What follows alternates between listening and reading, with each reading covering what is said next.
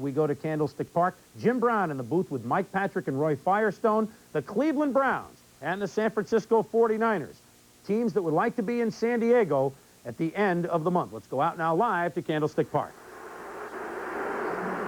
Welcome to Candlestick Park in San Francisco, where we have a sellout crowd of more than 62,000 fans.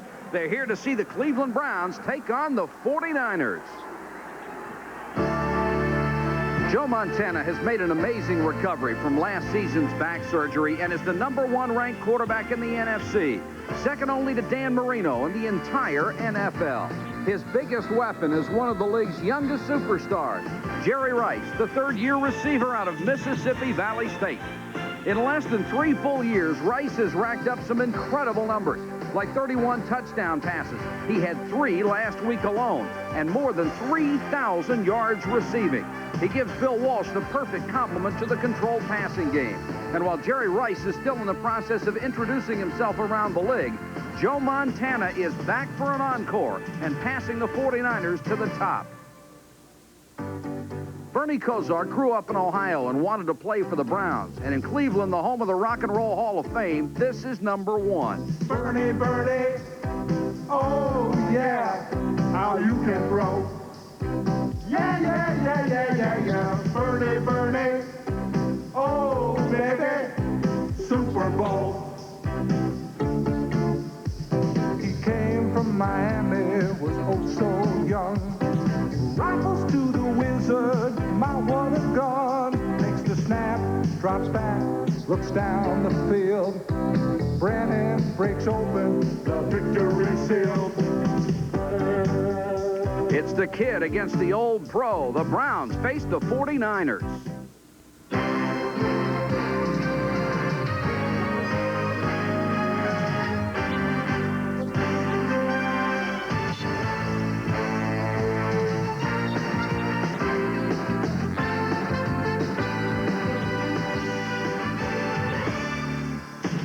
It's a perfect setting and a beautiful night for football in San Francisco. The 8-2 49ers against the 7-3 Cleveland Browns. The Browns have a game-and-a-half lead in their division. Houston and Pittsburgh both losing this afternoon. The 49ers need to win to hold on to sole possession of first place in the NFC West. New Orleans is staying right on their heels. Good evening, everybody. I'm Mike Patrick, and it's great to have you with us for the Browns and the 49ers on ESPN. For each of these teams, the biggest test of their season comes tonight. As always, it's a pleasure to be working with Roy Firestone. And Roy, the baseball giants hit a lot of home runs in this park this past season. The 49ers are going for home runs, too. Yeah, the 49ers are going to try to do what former presidential candidate couldn't do, and that is win with a little rice on the side. This is the kind of Rice that is the San Francisco treat. His name is Jerry Rice. You can't zone him. You can't bump him. 8 touchdowns in his last 12. In fact, nearly half of all of his touchdowns have covered 40 yards or more. Question is he going to be cooking rice or a converted rice tonight? He is facing maybe the best tandem of cornerbacks in the league, Frank Minifield and Hanford Dixon, the guys they call the Dogs. We'll find out if the Dogs have their day. Joe Montana is having his year. He has thrown for 3 touchdowns in every one of the 49ers' regular wins. Certainly there's a question on defense, but there is no question that Ed DeBartolo, the owner of the San Francisco 49ers, desperately wants a win here. You know, he commutes from Ohio, Youngstown, Ohio, to be here for 49ers games.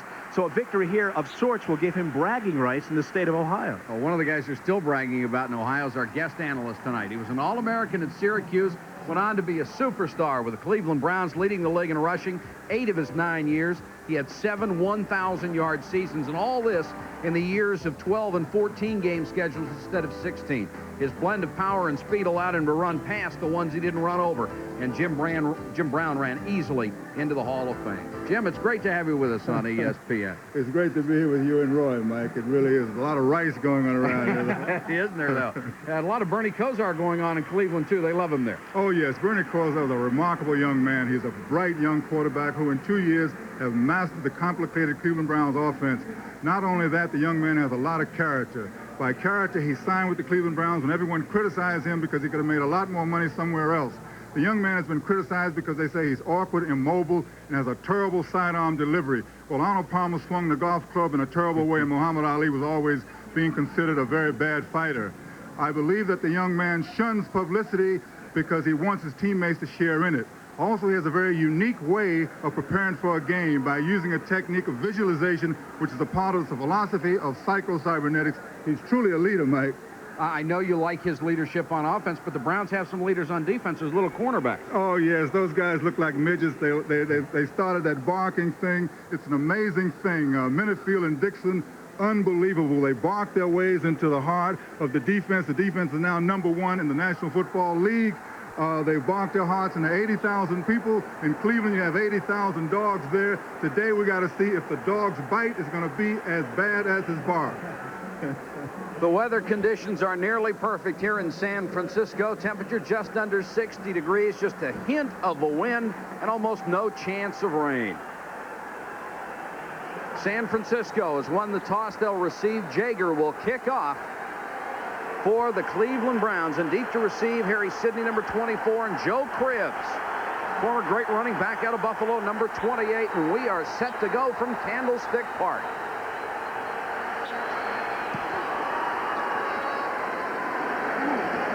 Sidney on the hop at the 1-yard line. Flag is down as Sidney is bumped out of bounds at the 25-yard line, and it was Lucius Sanford, the man on special teams, and we'll pick up the call from referee Jerry Seaman. And as usual, it is an illegal block in the back. Joe Montana comes out as the top-rated passer in the NFC. 23 touchdown passes, 11 interceptions on the year.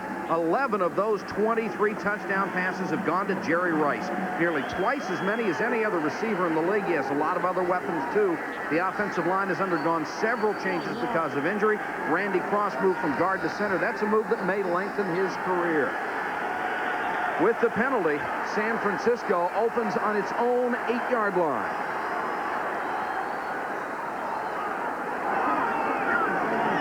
Nice play fake to Craig.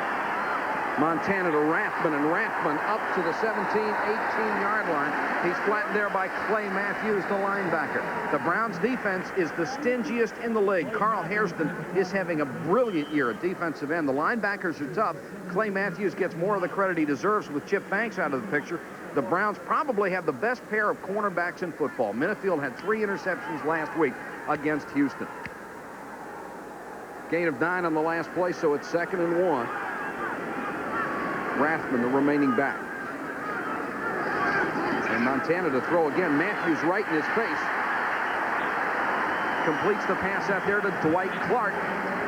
Clark, not the receiver he used to be, but this could be his final season. You know, he's had 5 different knee surgeries in years past, 2 in the offseason this year. In fact, some talk about this could be his retirement year, this last swan song. Although he does have a multi-year deal, he could be back.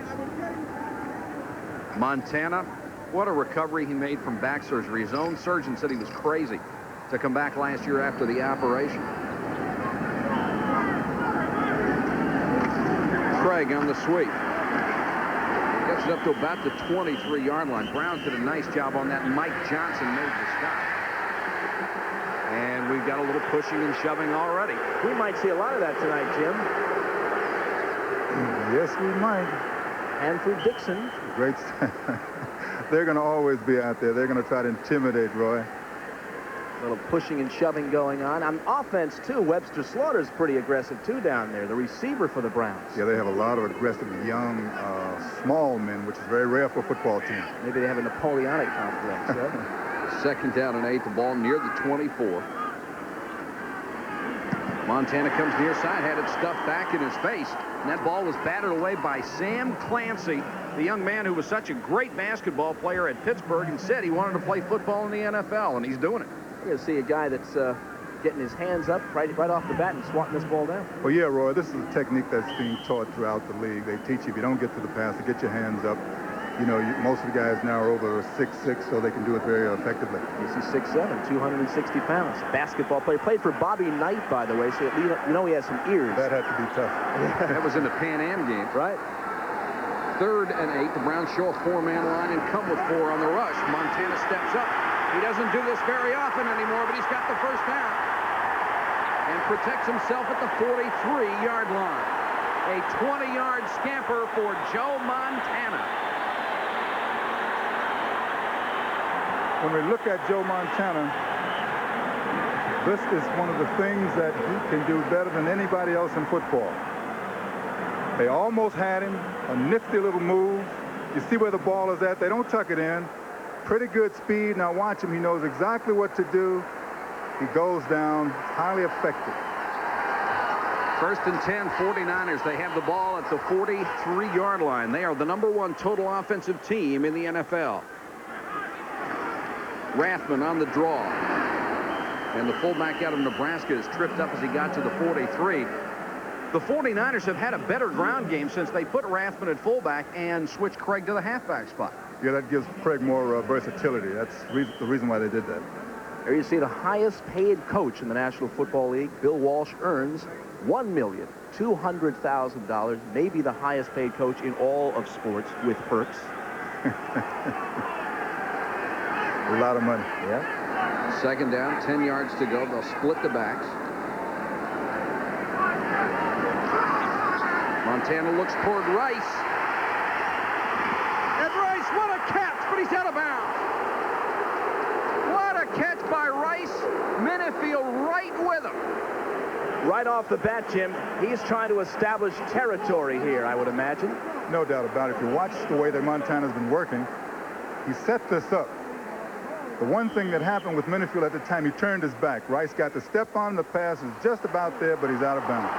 Close play, too. I don't know. What about this, Mike? I think he lands on the sideline, and that's out of bounds. There's the reverse angle. What do you think, Jim? I think he was out. He didn't have possession of it. Incredible balance. Great balance. The ball is on the ground. 3rd and 10. Montana under pressure. Unloads for Wilson, and it's going to be intercepted deep by Felix Wright. Right back to the 40. And, oh, did he take a shot from Jesse Sapalo, who came down to make the tackle. The offensive guard turns defensive tackle. Felix Wright, this is a guy who played in Canadian football ranks, a 3-year vet with the Hamilton Tiger catch. This was an easy interception with no one around him. Yes, it was. I think it was a misread between the receiver and the quarterback. You don't throw them that bad when you're quarterback. They got a lot of blocking, but this hit, take a look at this, Roy. Coming at the end. Next one. Oh, yes. 61. That was Jesse Apollo, the offensive lineman. Big hit there. So the first break of the ball game for the Cleveland Browns. They have it at their own 47, and Bernie Kosar leads them out. Lone remaining back, Kevin Mack, number 34. Mack wants to hear those signals.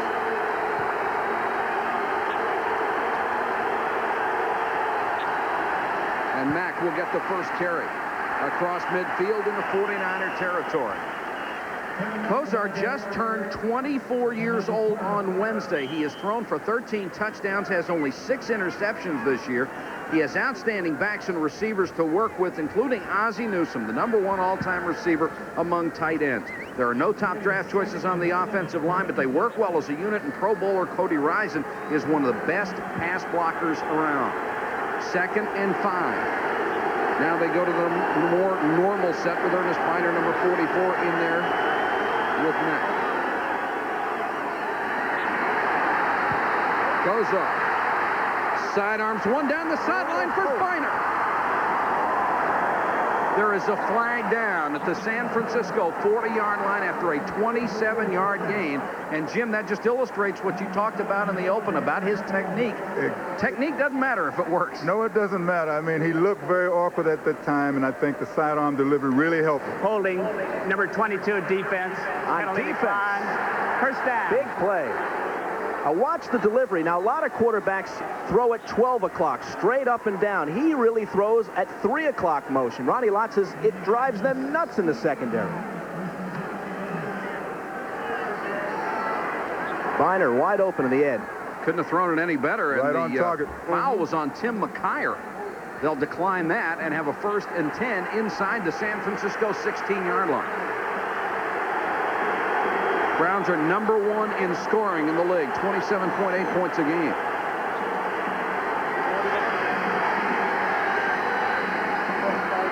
Mack on the delay. Does a great job of following his blockers, gets inside the 9-yard line, and he was just right on the heels of Cody Rison. He was almost attached to him. Yes, he was. He was trying to make a decision whether just to stay with him, break it outside, and he stays with him. Now watch it very closely. Breaks basically to the outside. Now he could make that outside move, but if he did, they might take away the 2 or 3 extra yards that he's getting right there. The body lean kept him going forward. That's what they do. Very effective. Those guys will keep that body lean, get the 4 or 5 extra yards. Cody Rison's a good guy to hide behind if you're going to do it. Absolutely. 2nd and 3.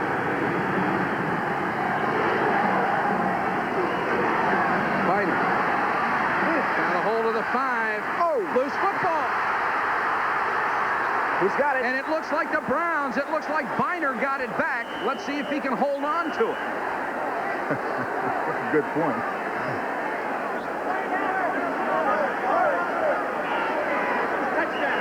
Touchdown, Cleveland. Now that's a big break. He lost the ball, and the ball was on the ground for several seconds. Then he gets the ball back and turns it into a touchdown to boot. Actually moved the ball up several yards. Well, Roy, whenever the ball hits the ground, it's anybody's ball. You never know what's going to happen because it isn't wrong. Here it is. Now he gets a good run out of it. He's got to be impressed with the way he was running the football. Then he just squirts loose. Wasn't really hit, I don't believe. They slash, Roy. They slash in Cleveland. See, the ball was out there. Now it's being stripped. That's all it is. It's being pulled. It's being stripped. They teach them to strip the ball. That was Ronnie Lott who took it away from him. And Ronnie's a very tough young man. But Biner got in there, and Jaeger will come on for the point after. They had some problems with the holds of Gary Danielson a week ago, but not this time. And the Cleveland Browns, with 9:22 to go first quarter, have a 7-0 lead on the Niners. Winning the world over. Now, during Ford's Leadership Celebration, get a cash bonus of up to $600 on the cars that are winning the world over. Combine your cash bonus with an option package discount and save over $1,600 on Thunderbird, $1,200 on America's design leader Taurus, and over $1,100 on the world's best-selling car, Escort. Winning the world over. Have you driven a Ford lately? Your face takes enough abuse, so you need the Gillette Good News Plus disposable. Its Lubra-Smooth strip is designed to reduce irritation, so shaving feels so good. Good News Plus. Not only is a 35mm Olympus Infinity totally autofocus, auto quick flash, auto everything, it's also totally weatherproof. The Olympus Infinity. Absolutely great pictures, absolutely no hassles. Page 5, headings. He wants them bolder. Check. Presenting personal publishing with the IBM Personal System 2. Page 7, artwork, smaller. No, bigger. Well, make up my mind, will you? Oh, no! What? The bonuses. Everything your business needs Okay, print it. to create quality documents in-house on short notice. I'd like you to make a few changes. Now, get a $1,000 rebate on the IBM PS2 Model 80 with personal publishing. ESPN's presentation of the National Football League is brought to you by Ford and your Ford dealer. Have you driven a Ford lately? By Good News Plus with the Lubra Smooth Strip for extra smoothness and comfort, only from Gillette. And by Olympus, makers of 35mm cameras and video. 7-0 Cleveland Browns as the moon hangs over San Francisco and the quiet hangs over this crowd. Yep. That'll do it, boy. That turnover and movement down the field got the Browns blood juiced. They're ready to go. Jaeger to kick off again. Sidney and Cribbs deep to receive, and Joe Cribbs from the 9. Cribbs to the 32. Fine return. And let's take a look at the last touchdown as the Browns really got a break on it. You see Biner right here. Wide open in the field. The ball stripped by Lott. Webster Slaughter actually helps us out, Jim. Oh, yes. When the ball falls, like I said, it isn't round. It's oblong, so it bounces in many directions. You are taught to go after it. And everybody's going after it. You never know who's going to get it, but you must be alert enough to really go after the heart. Biner got it back. 49ers from their own 31. Montana, a master at the play fake, and gets it out to John Frank, his tight end. 45 flag is down. Another flag is down, and Frank all the way to the Cleveland Browns' 41-yard line, a 28-yard gain. And John Frank is quite a story. If he comes back to his former form, he'll give the 49ers a huge boost. We'll wait for the call here. Let's take a look at it. It looks like a face mask. Oh. You talk about John Frank, an interesting story. This guy played last season in a haze. His father, with whom he was very close, was his confidant, business manager, allegedly took John's money, his investments, and disappeared. 2 weeks ago, the FBI arrested John Frank's father. Charges are pending. Frank told me he's glad at least his father's alive. He still regards him as a man of character. This was a very productive play, though, on the field. John Frank, there's the guilty party right down there. Number 24, that is Ray Ellis, the safety man. But a big offensive play right off the bat for the 49ers. And that's got to be a devastating thing emotionally for him to go through, and it really ruined his season a year ago. Penalty moves it to the 27. Montana gets it out to Frank again. First down and more, and Frank driven out of bounds by Minifield and Ellis as he reaches the 10-yard line. Montana undaunted, Jim, going right back to the air. Well, you know what's happening, fellas. The 49ers, they're getting good play fakes. That back is going up into the line. He's holding them. They've devised a few more wrinkles. They're not concentrating on Rice, and men are being wide open. It's really a lost art in the National Football League anymore. You see guys fake, and you know they're not even 2 or 3 yards of the guy they're supposed to be handing it to. Exactly right. But when you watch that, the first fake, it fooled our cameraman. That's a good fake. First and 10, Rathman on the delay inside the 5 to the 2. Clay Matthews had to bring him down at the 2-yard line, and Rathman at 232 is a load out of Nebraska. Big power running, one of 3 backs from Nebraska for the 49ers, Tom Rathman. Now, if we watch this one, Roy, he's been faking. Now he gives it off, which means that these guys are going to get good blocks. This young man is put in there because of his power. He's a north and south runner. Good run. Rathman and Craig from the 1. Craig. Whoa! Oh! Not this time. Golick. Big lick here from Bob Golick, the nose tackle. Number 79 at the bottom. And also number 51, too. That is Eddie Johnson. Yeah, the linebacker. Golick really stuffed the run here. And then Johnson came up with the hit right there. One of those timing plays. Third down. Montana wants to throw for Rice. Touchdown, 49.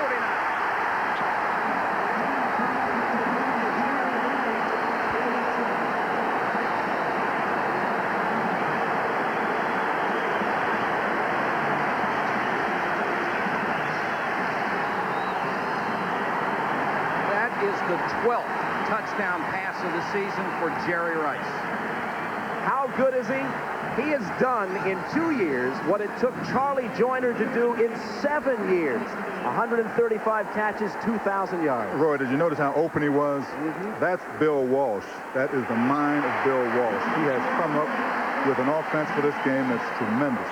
Ray Wersching gets the point after. We're tied at 7. 9 straight games with a touchdown pass for Jerry Rice.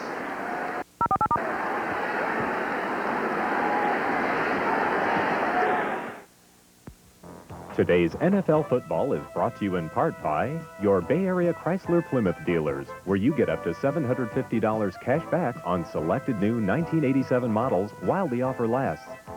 And by GTE MobileNet, the cellular system that goes the distance from Santa Rosa to Monterey.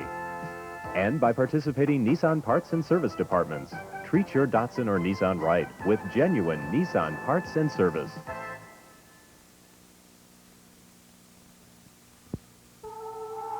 This is how you say high performance in Italian. And in German. And in American. And this is how you say higher performance. High-octane Chevron Supreme with Techroline cleans complete fuel intake systems for higher performance cars like yours. $11,819 will buy you about 1/3 of this BMW 635 CSI, or roughly 1/3 of this Mercedes 300E. but it will buy you all of this new Chrysler LeBaron Coupe. Of course, this is an unfair comparison because the all-new LeBaron comes with a 7-year, 70,000-mile protection plan the other two more expensive cars don't have. Buy one at your Bay Area Chrysler Plymouth dealers today.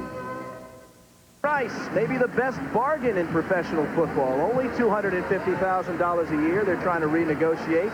He's worth every penny of it and more. We'll tell you an interesting story about Jerry Rice and how he developed those large Dr. J-like hands from an evolutionary standpoint. I check out his hairstyle, too. They call him Fifi. Oh, they do? Yeah, the players, the teammates. They say he looks like a French poodle. He can be anything he wants to be right now, boy.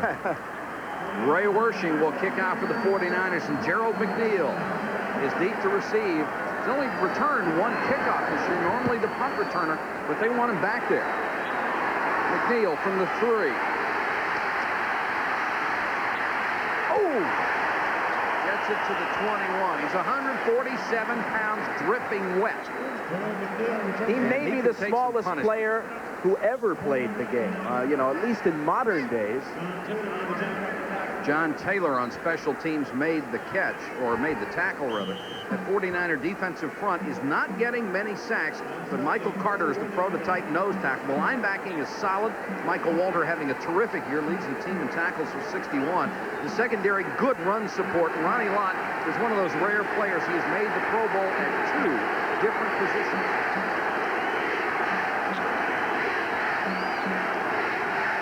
Reiner goes to a wing.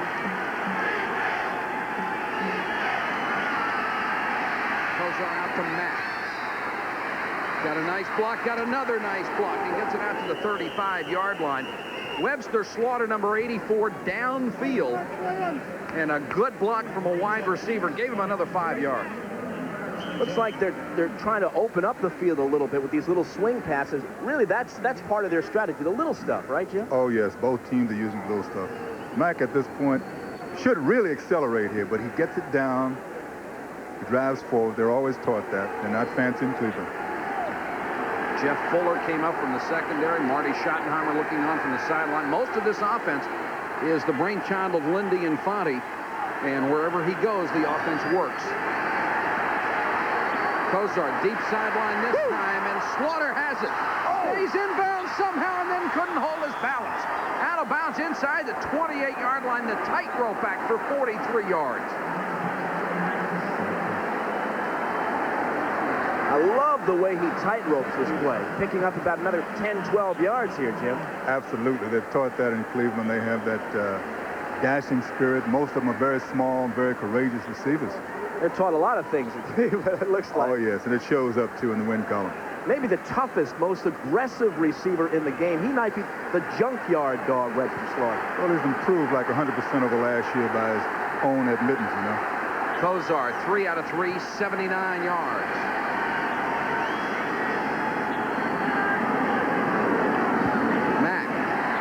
In the backfield and stacked up this time. Fine play by Jeff Stover, the free agent out of the University of Oregon, starting at left end tonight. There's Lindy Infante. What does he do that perhaps others haven't done in recent years in Cleveland? Well, basically, there are only a few football minds that can come up with the complicated offenses. In fact, most of the skilled men on Cleveland have to learn each other's position, so they are interchangeable. That's very difficult to teach. Mm-hmm. Loss of 2 on the last play, so it's 2nd and 12. Notice Kozar has that offset right leg. They want him to get out of there a little faster. Coming on the blitz, he reads it. Complete pass and a fumble. Or is it? Recovered by Webster Slaughter. So that's the second time the Browns have fumbled, and the guy who fumbled managed to get it back. It looked like Lott was here on a safety blitz. The last minute, Kozar eluded it and threw up the middle. Well, you know, Roy, the quarterback is responsible for the safety blitz. That is his man, and the back has to be ready for the slant. That's a good example of it. And that did not look like a complete pass to me. It looked like it was an incompleted, and then they gave him credit for and now it's going to go to the instant replay booth. Here it is. What do you think, Jim? Now, did he catch this ball and then fumble it, or was this just an incompleted pass? Well, I thought... Now, here it is. I thought he caught the ball. There's a hit. He seemed to have it for two steps. 2 beats. Don Griffin is the defender. It's really a matter if he has control of it. If he doesn't have control of it, then it's incompleted.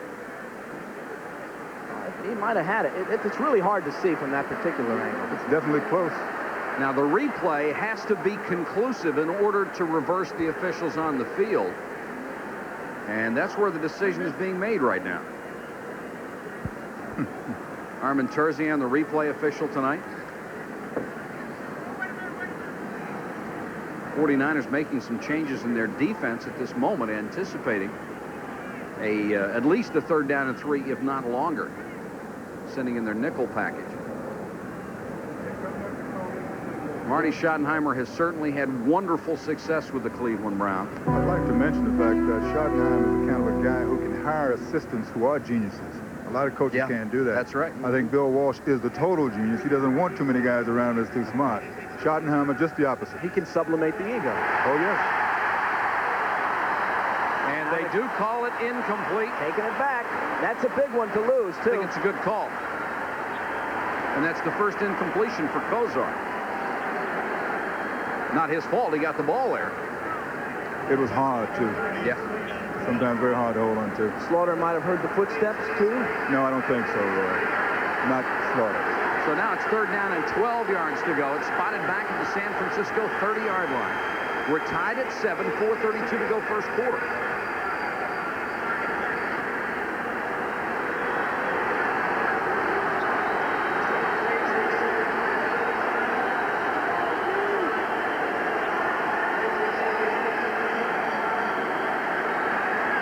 And I'm not sure what the delay is.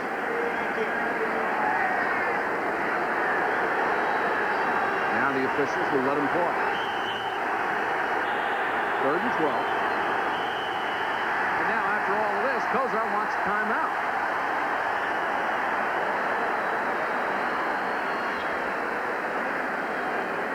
Unusual sequence, and Cleveland calls a timeout with 4:32 to go in the first quarter.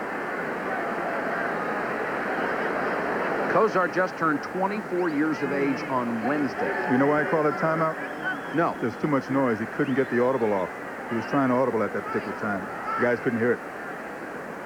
All right, we have 4:32 to go first quarter. Cleveland and San Francisco tied a touchdown apiece.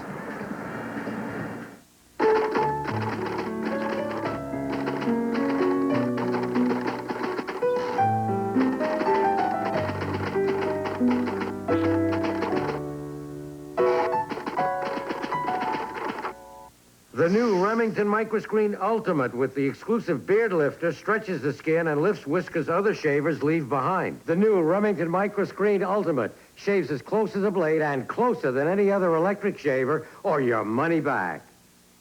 When the sun goes down, gonna light up the night.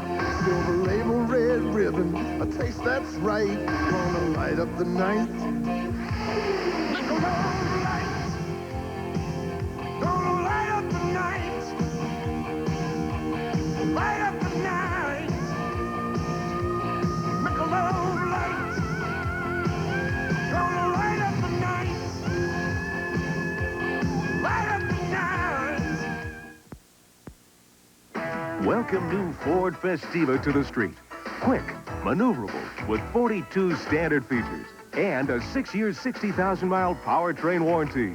It's so neat, complete, the words on the street. It's a Ford, it's a Festiva. It's a Ford, it's a Festiva. Have you driven a Ford lately? Are the Seattle Seahawks legitimate Super Bowl contenders, or are they simply pretenders to the championship throne? Find out this week on Zenith Monday Night Matchup.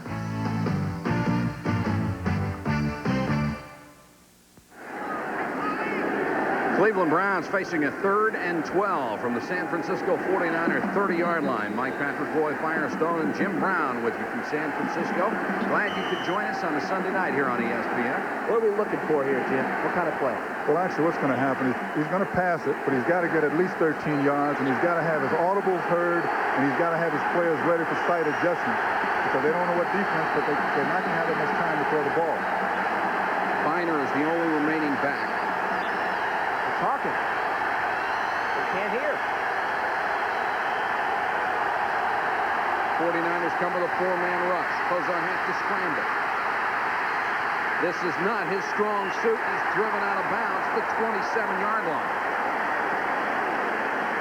Let's face it, when you talk about Bernie Kosar, you're not talking about a guy who has great foot speed. I think they time him in the 40 with the sundial.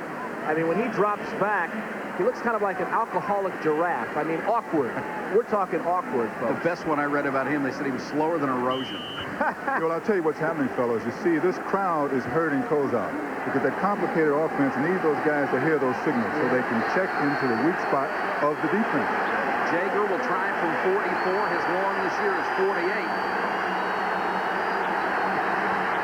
Hooked it.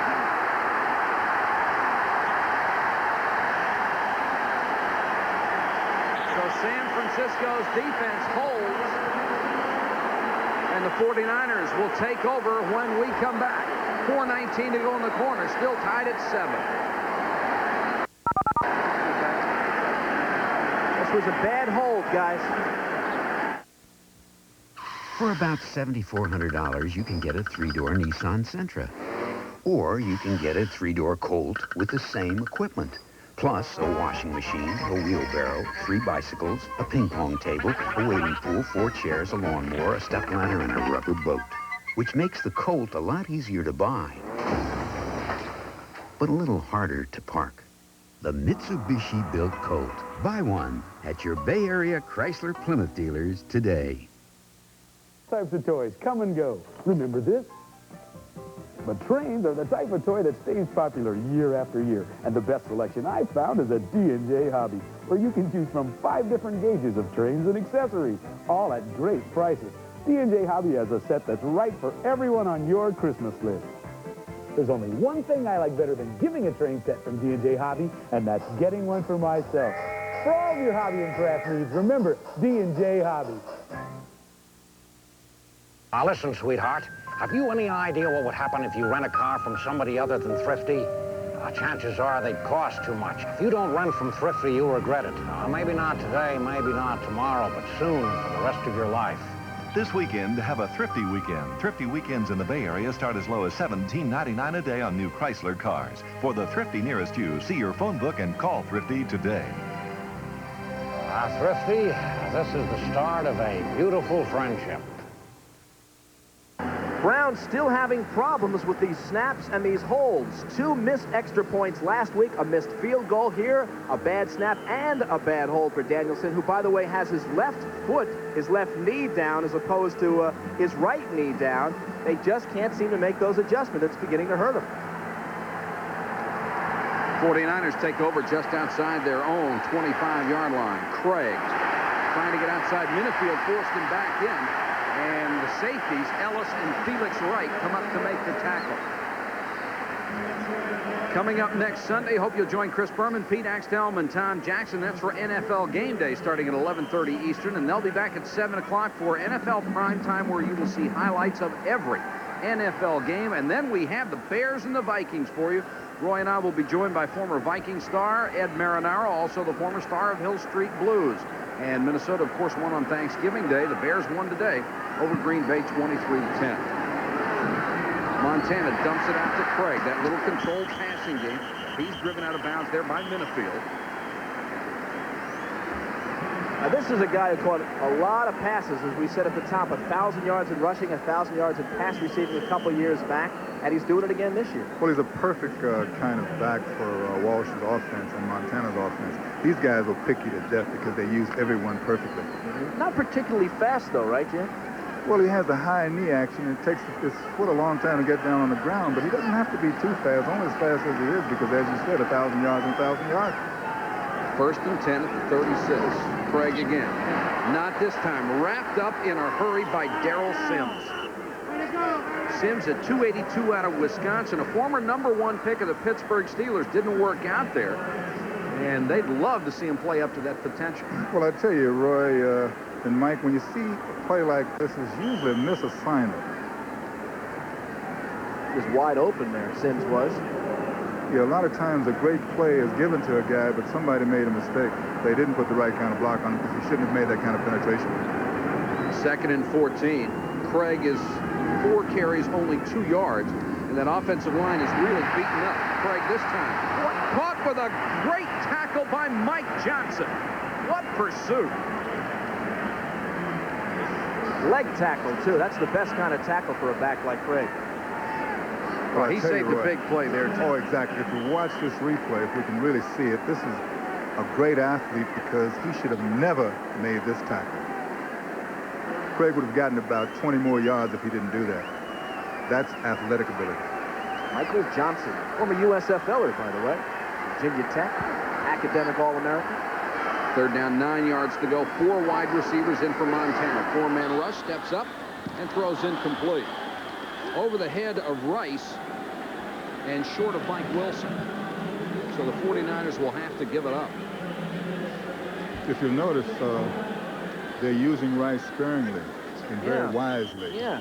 That's an effective way to go after a team after a guy's had a big week. A decoy, perhaps? Or is it too early to tell? A lot of decoying, but they're going to come to him at certain times because he can get the big play on you, but they make you cover the field. Runninger on the kick. This is Gerald McNeil. He has had 2 kicks returned for touchdowns this year, but both called back for possible penalties. And not a good kick by Runninger, although McNeil won't be able to get his hands on it, so in that respect, maybe it is a good kick. 34-yard punt with the roll. Next Saturday, our CFA football has a fine doubleheader for you. Arkansas against Hawaii. That one starts at 4:30 and, of course, follows college football game day. And then what a way to wrap up the regular season for the Miami Hurricanes, ranked 2nd against number 9 South Carolina. And the Gamecocks can play with anybody. Arkansas winning over New Mexico yesterday. Hawaii suffered a 4-point loss. South Carolina had the day off Miami, rolled it up over Notre Dame. And Miami is a great football team.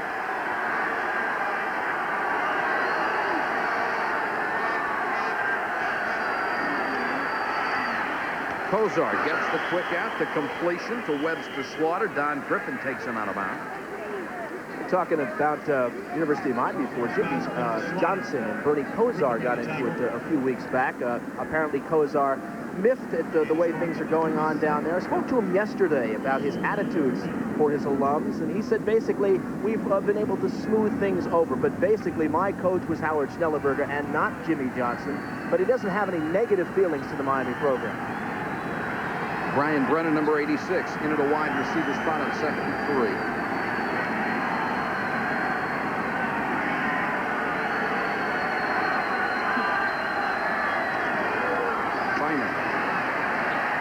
Driving toward the 1st down marker, which is just shy of the 40-yard line. That was Joe Montana. You talk about Montana in terms of his effectiveness. All he does is win, folks. When you look at the numbers, 7-3 in the playoffs, 2-0 in Super Bowls. That's the ultimate test, of course. 3 touchdowns against the Cardinals, 400 yards against the Skins. He's been racking up the big numbers this year. In fact, this could be an MVP season for Joe Montana. Very quietly, played during the replacement games, and that'll certainly help the stats. But a lot of people think he deserves the MVP vote, at least this point. It's going to be 3rd and inches. Ronnie Lott with shoulder problems. He's had it for a while. He's had shoulder problems, finger problems. You know, he actually had his finger partially amputated. I'll tell you about that in a little bit. You can see on the replay right here, Mack with the block here on Biner. And Lott, and that would probably cause the injury. You can't really see it too well. It's 225 pounds, meaning 200. 3rd and inches for the Browns from their own 40.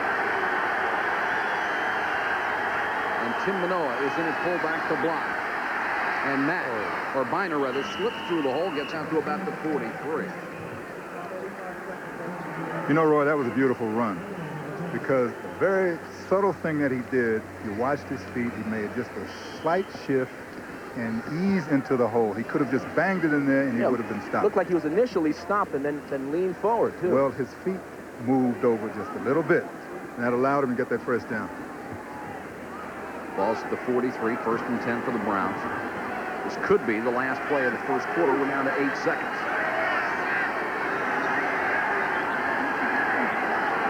And Kozar is going to let the clock run out. He wants to be able to think about this one a little bit on first and 10 from the 42, and that is the end of the first quarter of play here at Candlestick in San Francisco. It's the 49ers 7 and the Cleveland Browns 7. It's got to be the alley-oop. Owens is double teamed. He's going downfield near the goal line. He goes up. That was me, R.C. Owens. And that ability to reach just a little bit higher was what ensured my place in NFL history. In my career as a player and throughout my life, I've always strived to reach to be the best I could be. And that's what these young people are doing here today. They're part of the United Way's Second Century Initiative. Okay, gang, let's head for the summit. I know we can make it.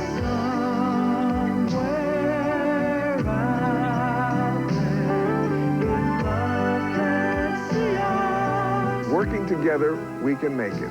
And by learning to work together as volunteers, they can pass the ball to other young leaders who will follow. Well, this is it. We made it.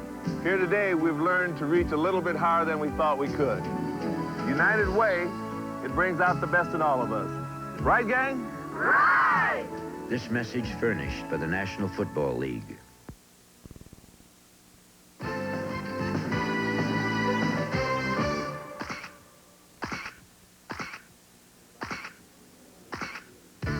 It's 1982 and the playoffs, Dallas against San Francisco. And Joe Montana is in the process of leading the Niners to the Super Bowl. The game winner became the most famous pass in the history of San Francisco football. Montana to the sure-handed Dwight Clark to beat the Cowboys 28-27 on the way to a world championship. Both players, of course, have had injuries since then. Montana seems to be fully recovered from his. Dwight Clark's career may be winding down because of his injuries. Bad knees are the things that take guys out. Yeah, Clark 2 catches shy, actually 1 catch now shy of the coveted 500 catch mark. There's Ronnie Lott. He's back in the game. I'll tell you the story about this. He actually had his finger partially amputated. There it is, the pinky finger, because he said it was infected year in and year out. It wouldn't fuse properly. He said, cut it off. I want to play, folks. He did. Well, it's pretty tough when you start giving up body parts. Kozar guns this one complete to about the 48-yard line. Jim Fonhorst there to make the tackle. Interesting story about Lott, though. The next day after he had his finger partially amputated, the team trainer walked up to Ronnie and said, Ronnie, I know how to break it to you. After you had your finger chopped off, we've just traded you to St. Louis for Stump Mitchell. That's a true story. That's true. Ozzie Newsome made that catch, and he only needs 4 more to go past Lionel Taylor into the 9th place all-time in the NFL. 2nd and 5 for the Browns.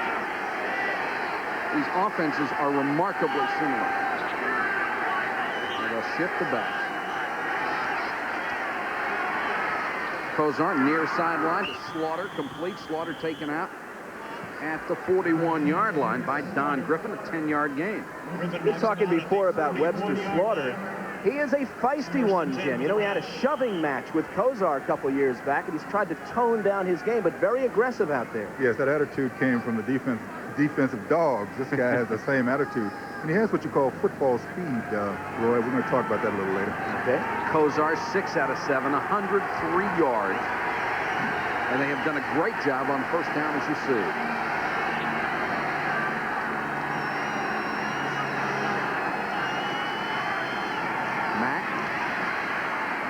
His way down to the 35, maybe the 34-yard line. Ronnie Lott came up from the safety. What do you mean when you say football speed as opposed to track speed? Well, they talk about Jerry Rice only running a 4.6. That's ridiculous. Jerry Rice might run a 4.3 on the football field because football speed is different than track speed.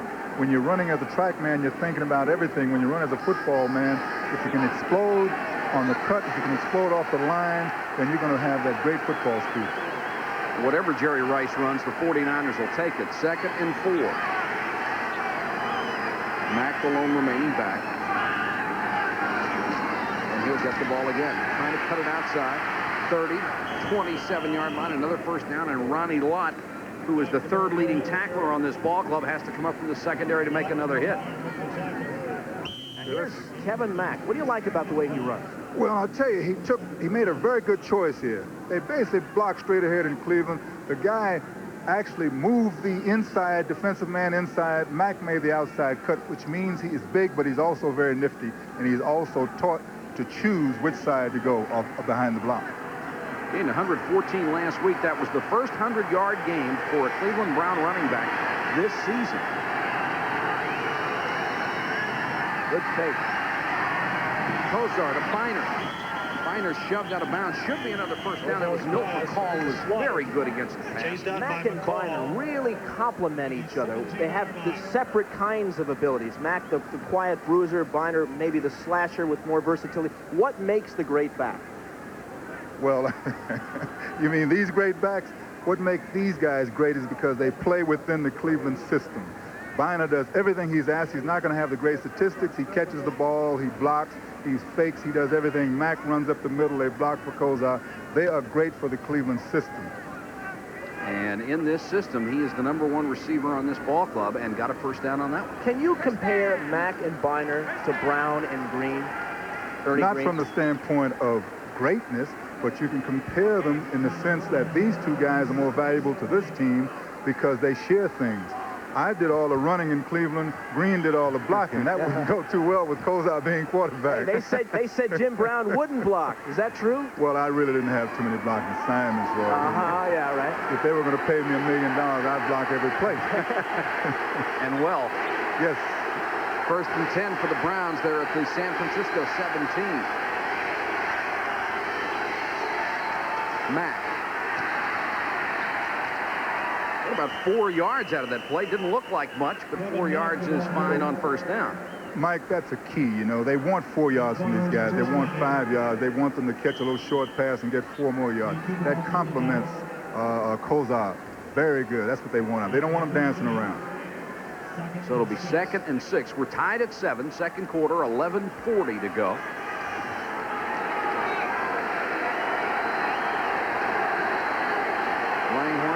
Far side, Slaughter to the near side, and Newsom shifts to the left.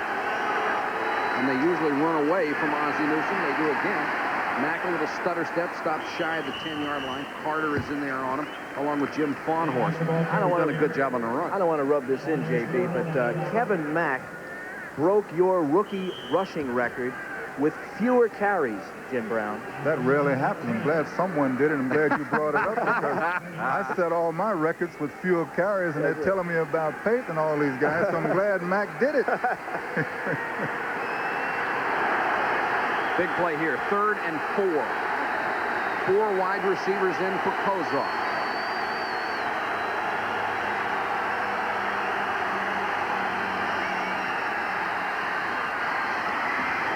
Dropped out there by Brian Brennan. Probably has the best hands on the team. Pass a little bit behind him. Now, this is going to be a little pick play, but I'm going to tell you something that happened on this particular play. Watch his eyes. He took his eyes off the ball for a second and looked at the defensive man. He's there. He took that little glance. And the ball went down on the ground. That happens once in a while. He's only caught 2 passes in the last 3 games, Brian Brennan has. He's been a little slow of late. Jaeger will try from 28 yards. They got this one down, and Jaeger is perfect. And the Browns here in San Francisco, with 10:36 to go in the first half, have taken a 10-7 lead.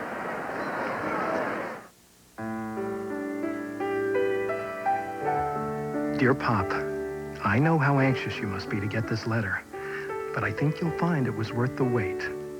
As you can see, he's got your eyes, your smile, even your stubborn chin. So we thought he should also have your name. Say hello to Jonathan Jr. Merry Christmas, Pop. We're coming home. Christmas and Kodak.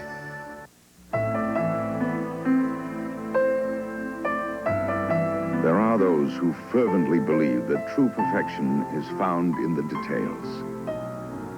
At the Bavarian Motor Works, we gave that belief a name.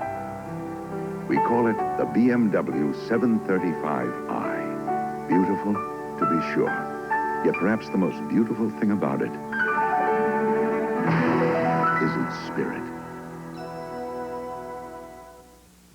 We're not a company, but we'll give you a chance to work where there's always a challenge. We'll give you opportunities to learn, to develop, to perfect skills that you thought were beyond your reach.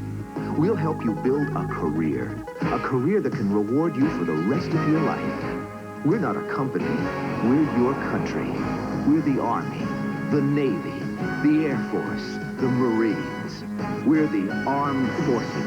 It's a great place to start. ESPN's presentation of the National Football League is brought to you by Kodak Film. There's no better way to picture your life.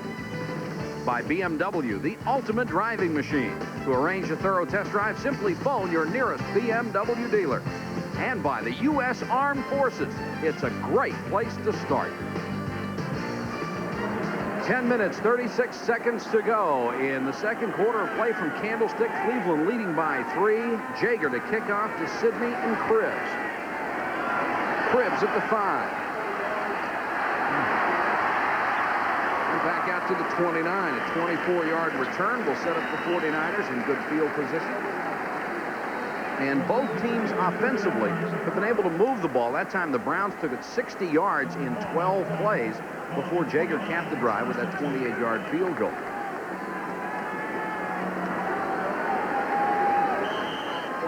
John Frank is in there at the tight end.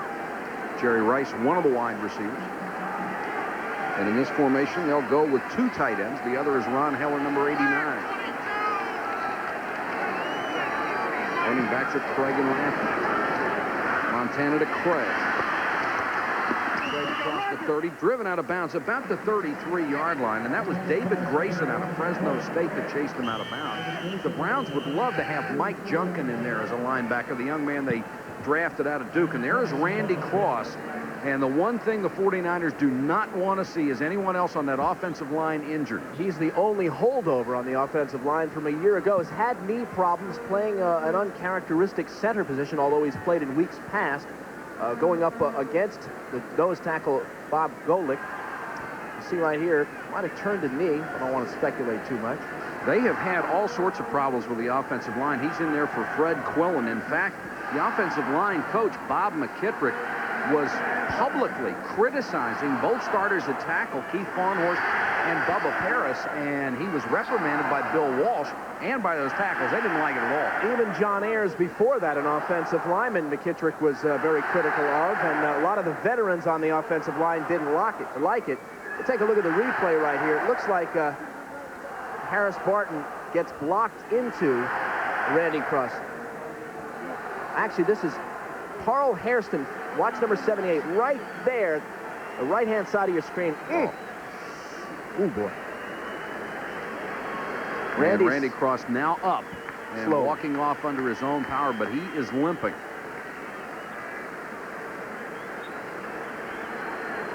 And that's been the problem with the 49ers offense. It's amazing that they have the #1 rated unit as far as total offense is concerned in the league with all those offensive line problems. Well, do you realize that these guys have to learn an awful lot to play this particular offense? It's not easy to make all those adjustments as a lineman. So they'll go with number 56, Fred Quillen, who was the starter. He's had 2 concussions this year. And once you start getting your bell rung that often, it seems to happen more and more. Rice got the first down at the 42. Montana's pass completed to Jerry Rice. Jerry Rice. Now, his hands are huge, as I told you before, bigger perhaps than Dr. J. His father was a bricklayer, and every day for 10 summers, he'd throw Jerry bricks to slap down in the cement. He did it so much that Jerry developed an uncanny strength in his fingers, in his hands, and his wrists. Also, there was a 1.5-mile dirt road up to his house. He'd run that every day, so he was actually conditioning from a very young age. And that's the worst game, not the average, but everything else, the worst game he has had this year. Oh! Did he catch that football? Nope. Incomplete at midfield. Would have been an incredible catch if he did. On the coverage, Ray Ellis. You were talking about bricks, Roy, you know. He had a brick right there. Well, yeah, but he almost made a great catch. I'm sure he had to soften his hands up after catching all those bricks you were talking about. Mm-hmm. Call him the Flash. Look at that. Oh. Almost. Great acrobatics. They showed him a zone that time. Minifield had him first, and then Ellis picked him up. The Browns do play some zone, more than most people think, but they excel at that man-to-man coverage. 2nd and 10.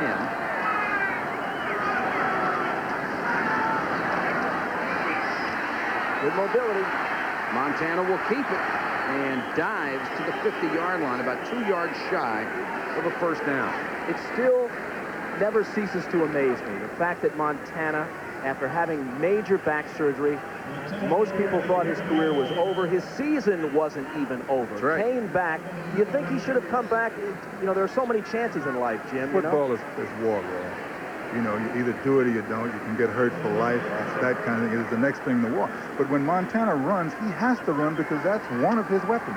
If he would eliminate that, he would not be the great quarterback that he is. 3rd down, 2 yards to go. Montana, great fake.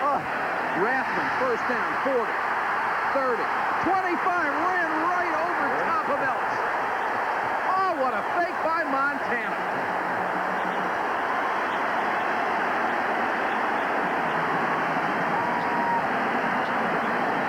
The whole right side of the line was faked out on this play. Look at them all going one direction. What a bootleg. That's what we're talking about. Walsh comes up with these new wrinkles. He's been setting this up. Rathman is the old-style football player. You saw what he just did. I mean, Walsh and Montana are using everything in this game. It's a big game. Beautiful fake. And Roger Craig really carried it out, too. Craig on the toss this time. Matthews trying to get him outside, and Clancy will wrap him up. Matthews did a great job of stringing that play out, wouldn't let him turn the corner. This young man is playing a different position just for the team. He prefers to play a different linebacking spot. Now, because of the great success of the team, he's making a personal sacrifice. Matthews was the runner-up for NFL Linebacker of the Year. You remember the NFLPA, by the way. You remember Arthur Godfrey? I think, unfortunately, they're both about the same status right now. Hate to say it, but... What? Cleveland 10th set over San Francisco, 2nd and 10.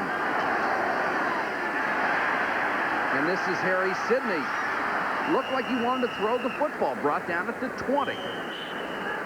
There is a penalty marker down on the play.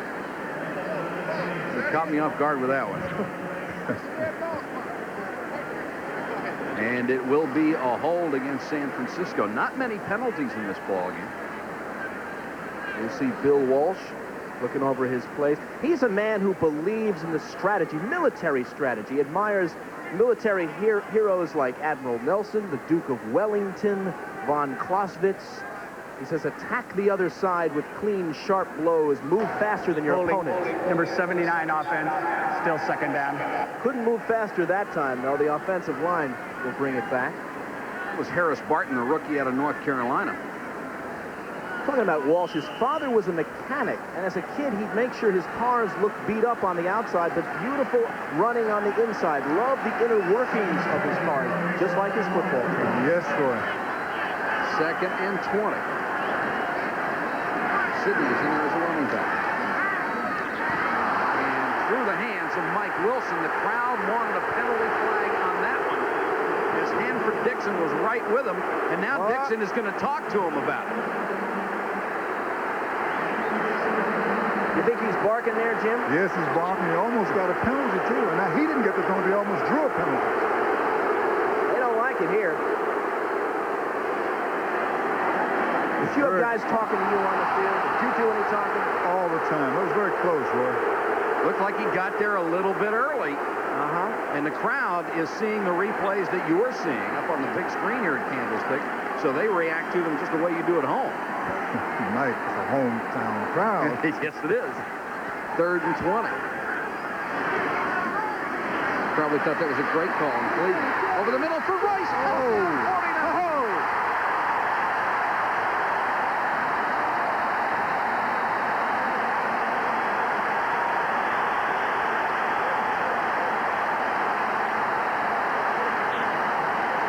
He's amazing. He's just doing things that no one else in this league is doing.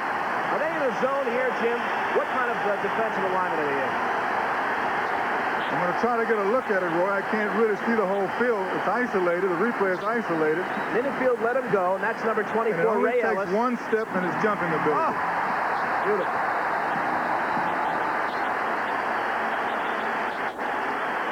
'49ers going for the extra point and have it. They have a 14-point lead. Ray Perkins said he's the tallest, fastest, quickest, toughest, best receiver in professional football.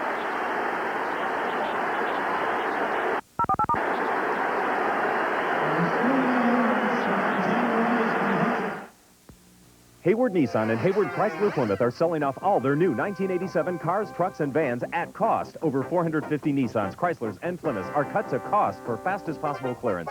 Their cost is your cost. This is just like buying from the factory. Choose any new 87 Nissan and buy it at cost. Choose any new 87 Chrysler or Plymouth and buy it at cost. Choose yours now and save as much as $2,000 off manufacturer's suggested retail price. Hayward Nissan, Hayward Chrysler Plymouth on Mission Boulevard, just 2 miles south of Jackson in Hayward. 91 Bravo, proceeding on rescue training mission.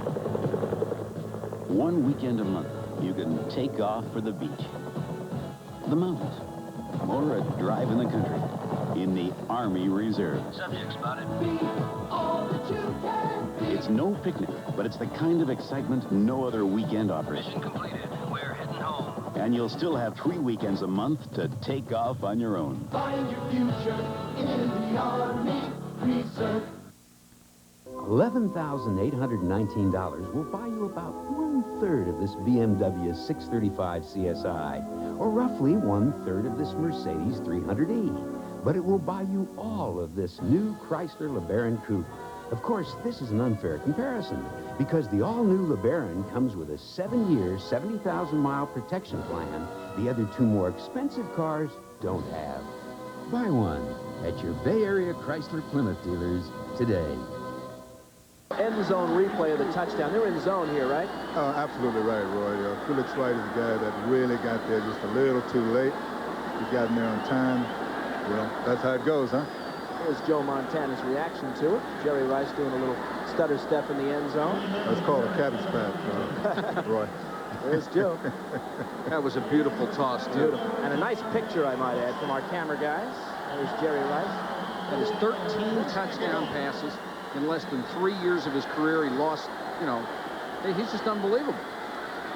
Flash 80. Worshing, excellent kickoff. McNeil at the 2. And got back to the 21. They're fired up in San Francisco as the 49ers have taken a 4-point lead on a 71-yard drive. That is only the 5th time this year someone has been able to make a long drive on the Cleveland Browns and score. Good human story about Jerry Rice. His rookie year, he dropped 10 passes in 7 games and cried on the sidelines. Ronnie Lott told him, hey, ease up, man. You're going to be the best. Since then, 27 touchdowns in 26 games coming into tonight. And all really the tears, turned it around. all the tears are coming from defensive backs. You bet. Browns from their own 21.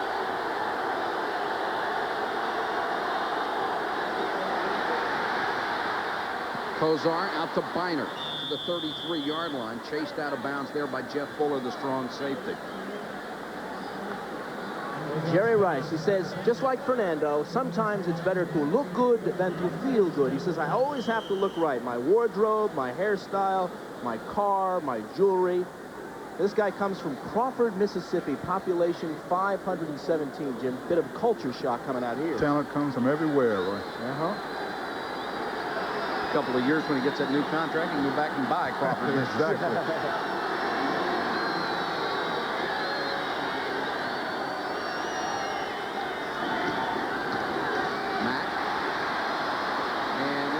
Footing gets out to the 33.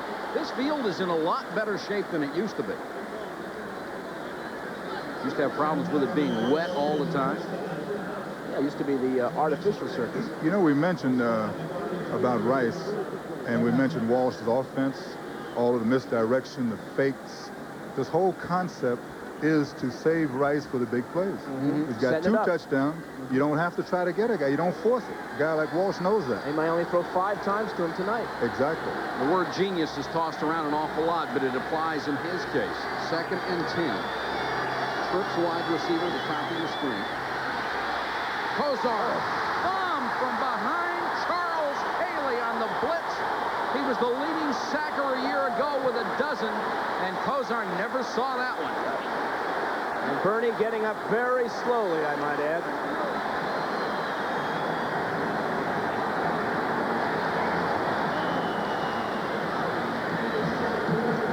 Here you see Haley.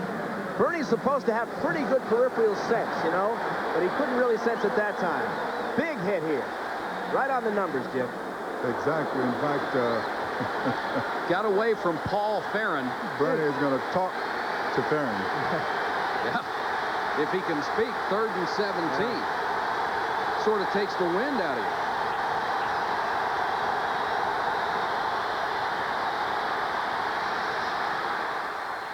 And Kozar tried to force one in there. It's knocked away, and that's Tim McIyer, the cornerback who got a hand on it.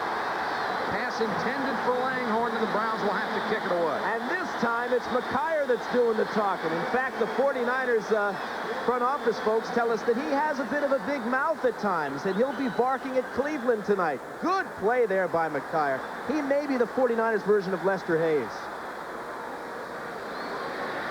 Punted away and signal for the fair catch. Dana McLemore at the 35-yard line. A 38-yard punt, no return.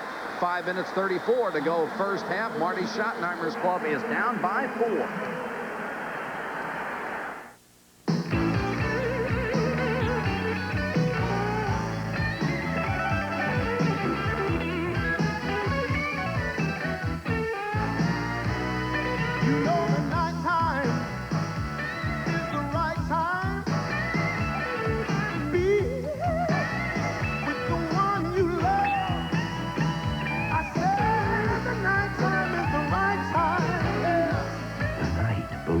To Michelob.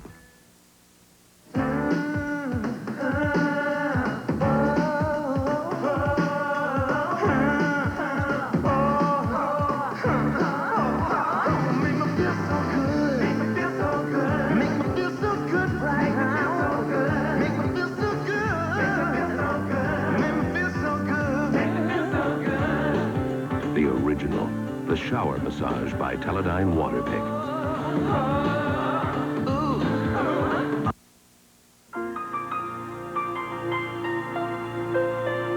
How much longer till we get there? About 20 minutes.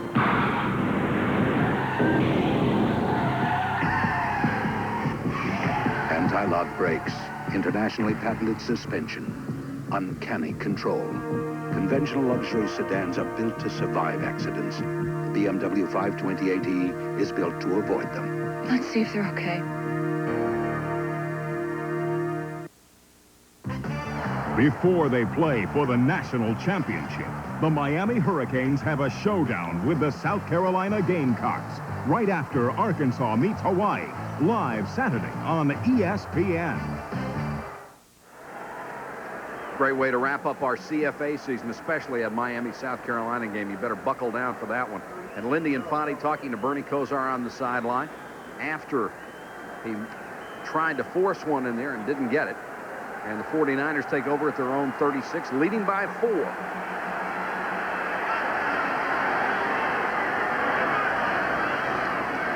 great fake, or wasn't it ever? And he dumps it off to the man he faked to, Rathman, to the 50, to the 42-yard line. And he's stopped by Lucius Sanford. 23-yard game. Boy, that was a great fake. Mike, I'll tell you, you take a guy like Rathman who nobody's going to try to defense. You fake to him. He now becomes a part of your offense. There's nobody out there. The reason there's nobody's out there because of the scheme that Walsh has set up and the fact that they've got to look at Rice and Craig and all those other guys. Yeah, they have him as a blocking back. Not blocking on that? Nope. Rathman's been starting for 4 weeks, and the ground game has really done well since then. Craig broke off a couple of tackles, but Clay Matthews is there and gets a lot of help, and they stop him at 43. The report on Randy Cross is a slightly injured knee, questionable whether he'll return.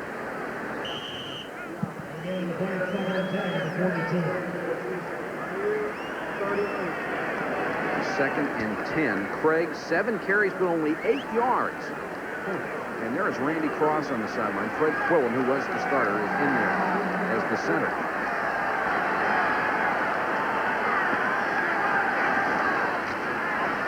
Comes the blitz.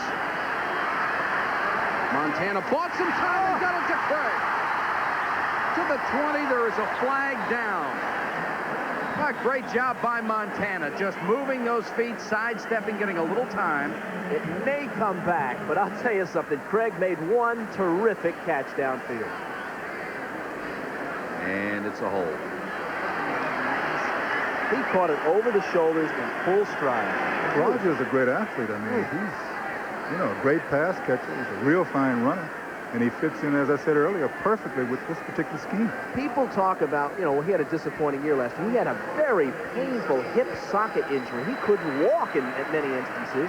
If you think these guys only play for money, he and Joe Montana got to escort Elizabeth Taylor at a publicity function here in San Francisco. Yeah. It's more than bucks. Well, the unfortunate thing about injuries is the public never realize how bad an injury is, and they just want you to play. Sometimes the coaches want you to play, and they go and look at your stats, and they really make you feel bad because you can't always play when you're hurt. Because of the hold, it's 2nd and 20. And Joe Cribbs, number 28, is in there with Rathman. Cribbs in motion. Gets it down to the 41-yard line. Dwight Clark. Clark with those sure hands. That's catch number 500 for Dwight Clark. And listen to the crowd.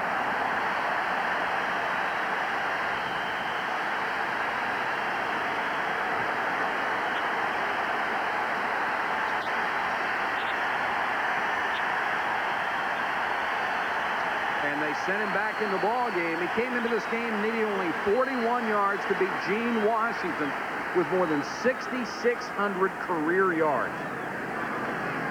He has had quite a career in San Francisco. 3rd and 9. And now Joe Montana doesn't like something he sees and wants a timeout with 2:46 to go in the half. And he'll go over and talk to Bill Walsh.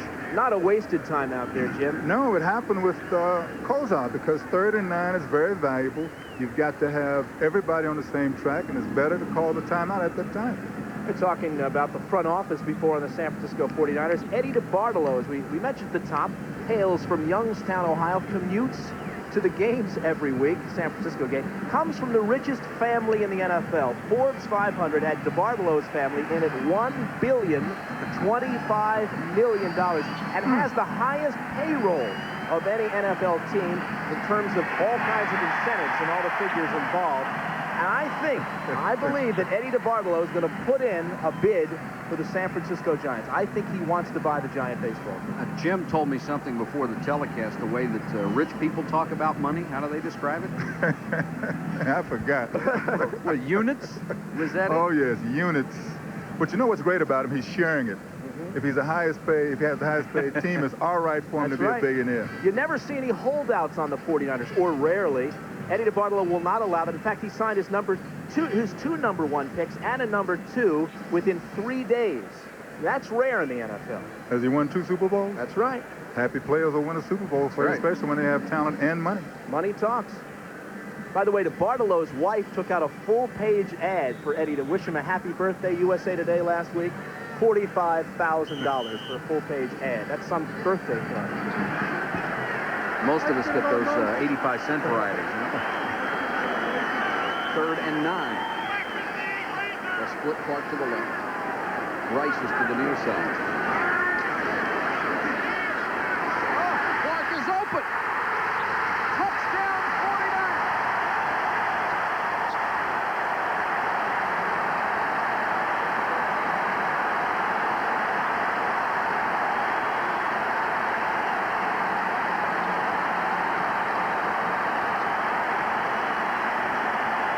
He has caught passes for yards more than anyone else who has ever worn a 49er uniform.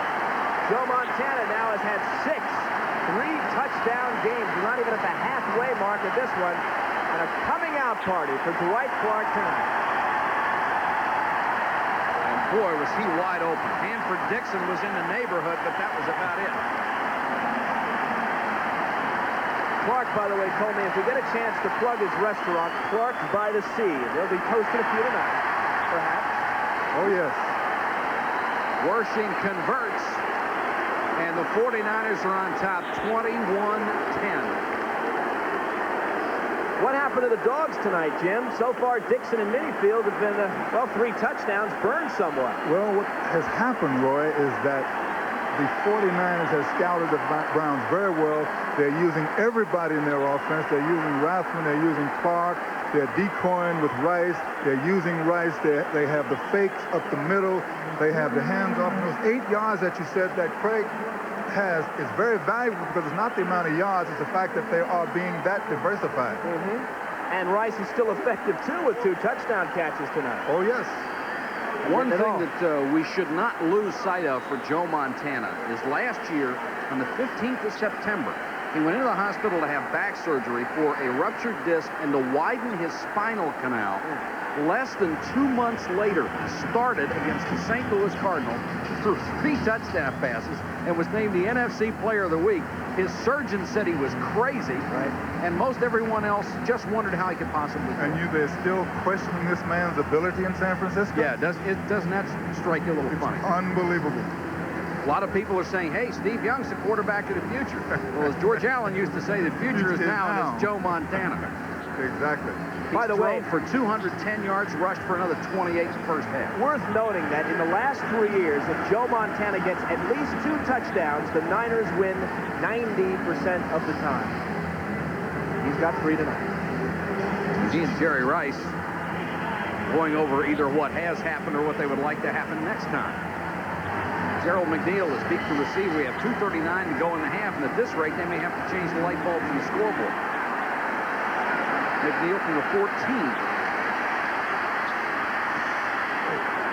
14. He is exciting. Gets it out to the 35-yard line, and Kozar will have 2:28 to work from there.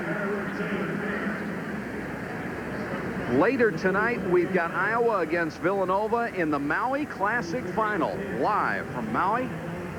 And that's, of course, NCAA basketball, Dr. Tom Davis. And tomorrow, a doubleheader. First game, number 2, Purdue against Illinois State, followed by the Great Alaska Shootout Final. Number 1, Syracuse, number 1 because the polls haven't come out again. They were beaten by North Carolina.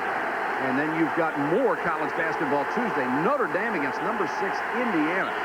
As always, ESPN loaded for bear in the NCAA. Kozar under pressure from Carter. Got it out to Biner. Corey Nixon takes him out of bounds. Nixon is a defensive back in there in that nickel package. Former high draft choice of the Redskins. Didn't work out there. You're down 21-10, Jim. You got to get, I imagine, some kind of score going into the intermission for the Browns. Yeah, but you got to take your time. You got to stay with your offense. You got to work at it. You don't necessarily have a big play offense. You don't panic at this particular time.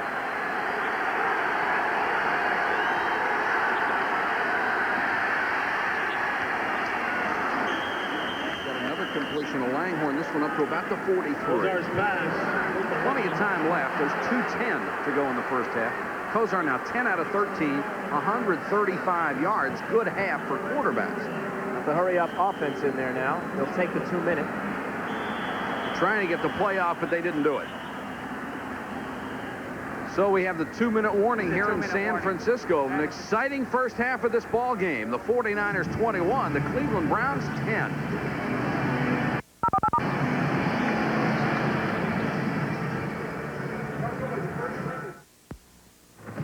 91 Bravo, proceeding on rescue training mission.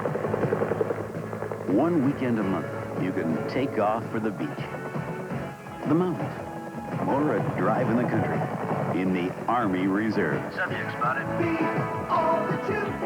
It's no picnic, but it's the kind of excitement no other weekend offers. Mission completed. We're heading home. And you'll still have 3 weekends a month to take off on your own. Find your future in the Army Reserve.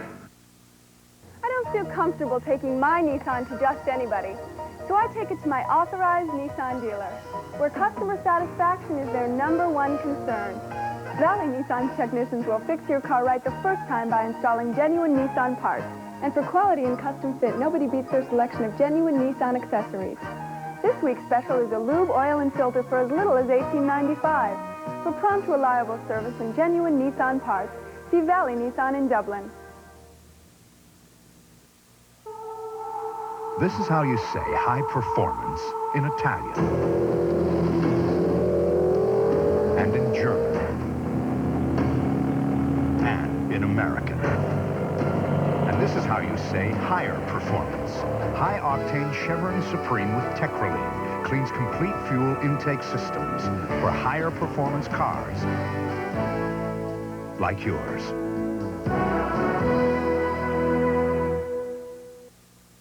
Two minutes to go in the first half. 49ers on top 21-10. Coming up in halftime, all the scores and highlights with Chris Berman, Tom Jackson, and Pete Axtell.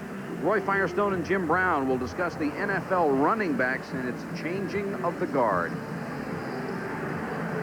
But we've still got 2 minutes to go here in San Francisco, and the Browns have it at their own 44. Side saddle under center. Four-man rush and pressure. He got out of there and got it away to Brennan at the San Francisco 43. Jeff Fuller on the coverage, 13-yard gain for Kozar. Boy, both of these guys can just pick you apart. Looks pretty mobile out there right now. What do you say, Roy? Yeah, he's moving the ball real well, running with the ball. Sidearm is working, too.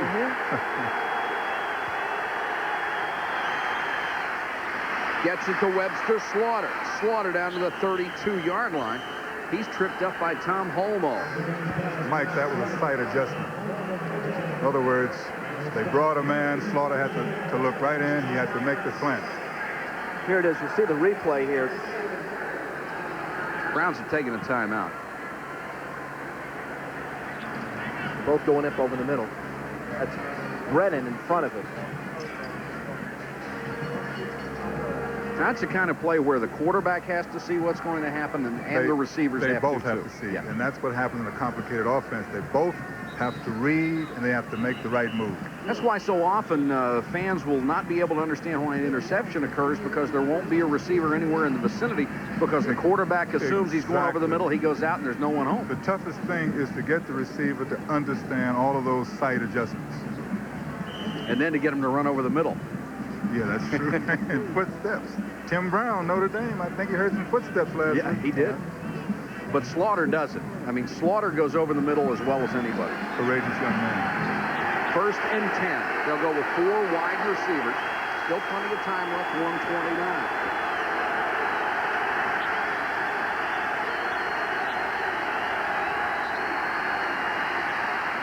Kozar deep sideline. Oh, Weathers couldn't hold it.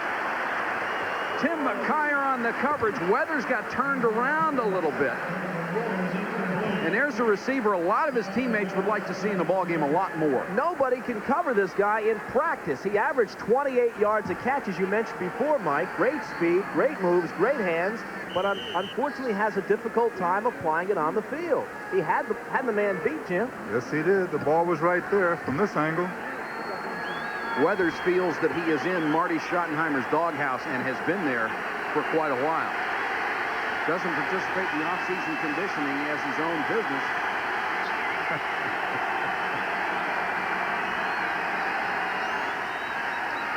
Blitz on 2nd and 10. They get it out to Bynard. Great call. And Bynard gets it down to the 21-yard line, where he's covered by Don Griffin. I love the move he made inside on the block. I think you heard me say that, Roy. Yes, you're right. You saw a good move. He allowed that block to take place.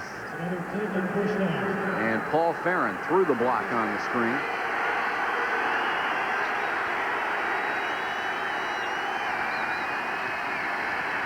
Kozar with great vision, going deep, and touchdown, Cleveland. We got a football game, folks. Yes, sir. Brian Brennan is perfectly suited to Lindy and Fonte's system. He runs precise routes. He knows what the offense is supposed to do, and he does it. Roy, you going to explain this to us? It just looked to me he flat out beat his man, foot speed, and he's not particularly fast here. Well, let's take a look at it. That's number 49, Jeff Fuller. Well, I think what happened, I think the safety didn't do his job. Seemed to be a little lazy and a little soft going after. Jager will try the point after. He's got it, and the Browns have brought the excitement back in the point after with their holding problem.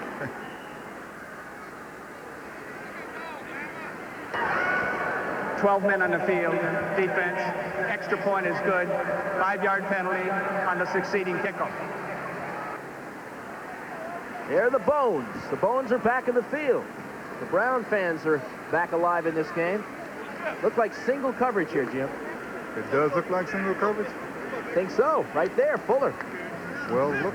Well, we can't really see it as far as what we could see at single coverage, but I don't know why Fuller would be back there. I think you were right about the safety. It looked like he was a couple steps slow getting over to help out. Yeah, I think it was some indecision on his part. Brian Brennan out of Boston College, fourth-round draft choice in 1984. They call him Howdy Doody, by the way, and he is one of Buffalo Bernie's favorite targets, I think. You know, he was unhappy as a rookie. In fact, a lot of the former Browns tell me that he is a little insecure at times in terms of how people feel about him as a receiver. Feels he should get his due and feels he should be respected as one of the premier receivers in the AFC. Well, Roy, that doesn't happen in Cleveland because you've got about 7 guys who can catch the ball. And it helps because all of them can catch the ball, so that means your diversified offense can be very effective. You got to sublimate that ego again. Yeah, they have to make those sacrifices. And Kozar will throw it to anyone. That makes for a better offense. They do spread it out. I think as many as 9 guys have caught balls in recent weeks. Last scoring drive cut the lead to 4, took 66 yards. There was not a third down play in that drive. Boy, right down the field. So what a master. And let's see what the 49ers can do with the remaining time on the clock. There's 51 seconds to go in the half. Jaeger will kick off to Sidney and Cribbs. And it's Sidney at the goal line. Still on his feet at the 25, and that's it. Grayson is in there on the stop along with Tim Manoa out of Penn State. Coming up next Sunday, NFL Game Day starts at 11:30, and your hosts, Chris Berman, Tom Jackson, and Pete Axtell will be back for NFL Primetime at 7 o'clock Eastern. Then we have the Bears and the Vikings from the Metrodome, and Roy and I will be there with Ed Marinaro. And Chicago won today. Minnesota, of course, won on Thanksgiving over Dallas in an exciting overtime ballgame. 49ers from the 25. The numbers on Bernie Kosar. Joe Montana has been better than that. Craig on the running clock. Craig gets out of bounds to stop the clock as he reaches the 38-yard line. Driven out of bounds by Clay Matthews. They want to sit on it here, Jim, or they think they can get some more points with 30 seconds left? Well, they're going to be a little secure, but they have a couple of plays that if Cleveland goes to sleep, they can break one. And this is not a risky offense anyway. I mean, they can throw a lot of safe passes. Absolutely right. You're absolutely right. They're not going to do too much in their own territory to take any kind of chance to get behind before the half. Dwight Clark flanks left. Jerry Rice comes to the right. Montana with 3 touchdown passes in the first half.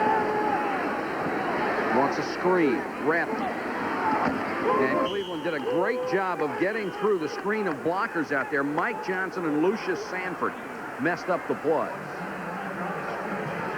Screen's pretty safe. You know, if you break it, you got something. If you don't, you know, it's a pretty safe kind of thing to do. Now it looks like they may just let it go.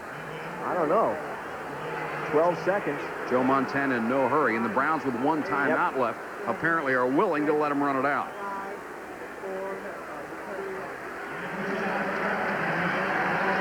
So discretion is the better part of valor in the last 10 seconds of the first half. And here before a sellout crowd in Candlestick, Marty Schottenheimer and Bill Walsh will plan strategy for the second half. It's 21-17 San Francisco, and now let's go to the studio and Chris Berman.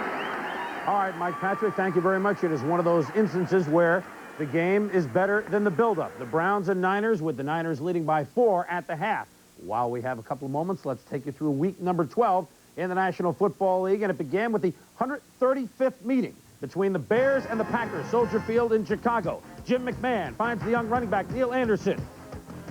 Doink, doink, boom, touchdown. Bears win. 3 field goals by Butler, 2, 23-10. Bears over the Packers. At Buffalo, the Bills trying to shuffle the Dolphins for the second time this year. Would be the first time since 1966. Jim Kelly with a 21-point second quarter. Throws like this to Chris Burkett. And the Bills were looking marvelous. Meanwhile, on defense, the Bills pitched a shutout. First time in 31 games, Dan Marino did not throw a touchdown pass. Buffalo all over the Dolphins, 27-0. Atlanta, Fulton County Stadium. friends and relatives watching the Cardinals and the Falcons. Neil Lomax had almost 300 yards passing in the first half. 369 in all, including this 28-yarder to Robert Awol. 34-21, Cards over the Falcons. At the Hoosier Dome, the Colts and Oilers both trying to bounce back from big defeats. Bouncing the best were the Colts. Gary Hogeboom later injured, dislocated right shoulder. It's a wait-and-see proposition, but he looked and saw Albert Bentley just fine, thank you. 158 total yards. Dickerson again over 100 yards. The Colts ran it up on the Houston Oilers. Final from Indianapolis, 51-27. At Giants Stadium, Bengals and Jets tied 20 all, under 2 minutes to go. Right there, Barry Bennett blocks Jim Breach's field goal. Picked up by Rich Maiano. He could, he should, he might, he does go all the way. Once again, in the final 2 minutes, the Bengals are snuffed as the Jets win it 27-20. At Pittsburgh, Jim Moore and the Saints trying to reach the promised land. Winning record for the first time ever. Bobby Hebert to Eric Martin. 19-yard touchdown. A great goal line stand late in the fourth quarter by the Saints, and they've won 5 in a row. They're 20-16 winners. At Anaheim, the Rams all over the Tampa Bay Buccaneers, and it was another big performance for Charles White. 2 touchdowns, 137 yards rushing, and it was Everett and the Rams trying to find some sea legs these days. 2 wins in the span of a week. 35-3 Rams over Tampa Bay. At New England, the Eagles led the Patriots 31-10 in the fourth quarter. But Tom Ramsey threw for 402 yards, engineered 3 touchdowns in the fourth quarter. The Patriots tied it at 31 all. Both teams had a chance to win it in overtime, missed field goals, and finally, 38 yards. Paul McFadden, it's good. The Patriots 0-10 lifetime in overtime. The Eagles win it in Foxborough 34-31. At San Diego, Dan Reeves knows he has the hot hand. Elway throws a 103-yard interception the other way in the first series. So what? Came up 80% of the time, big on third down plays. Touchdown to Vance Johnson. Broncos cruise over the Chargers 31-17. Half a game behind San Diego atop the AFC West. At RFK, Giants led the Redskins 19-3 late. But Jay Schrader brought the Skins back. Touchdown to Ricky Sanders. Final seconds. This is the way it's gone for the champs. About 3 yards short. As Sims to Galbraith doesn't make it, the gun goes off, and the Redskins outlast the Giants coming from behind 23-19. And that is what we call a tiptoe through Week 12 in the NFL. But there's more to come. We are at halftime of our game at Candlestick Park, and we also will be back with Tom Jackson and Pete Axtell to take a look at the Niners and Browns. 21-17, the Niners leading at half. Stay with us.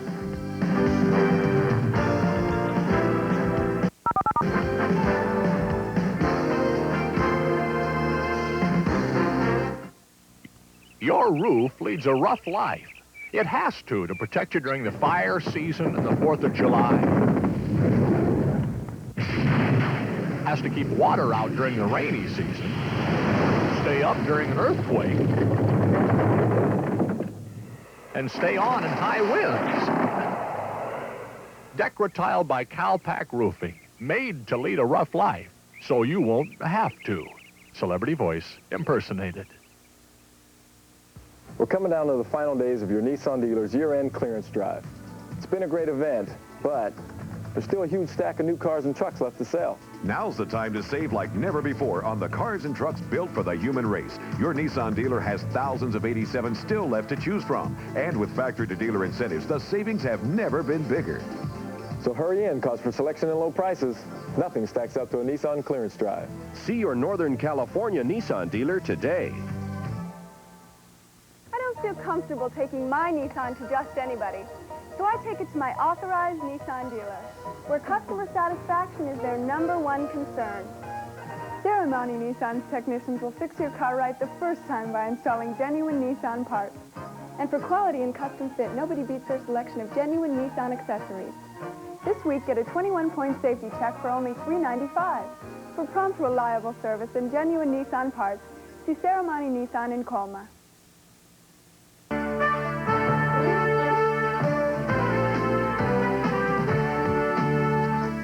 For sports news, turn to the experts.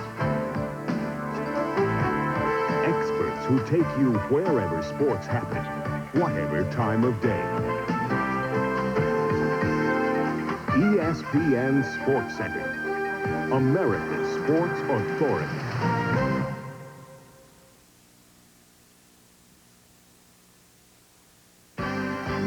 This portion of Halftime is being brought to you by the Acura Legend and Integra, exclusively at your Acura dealer.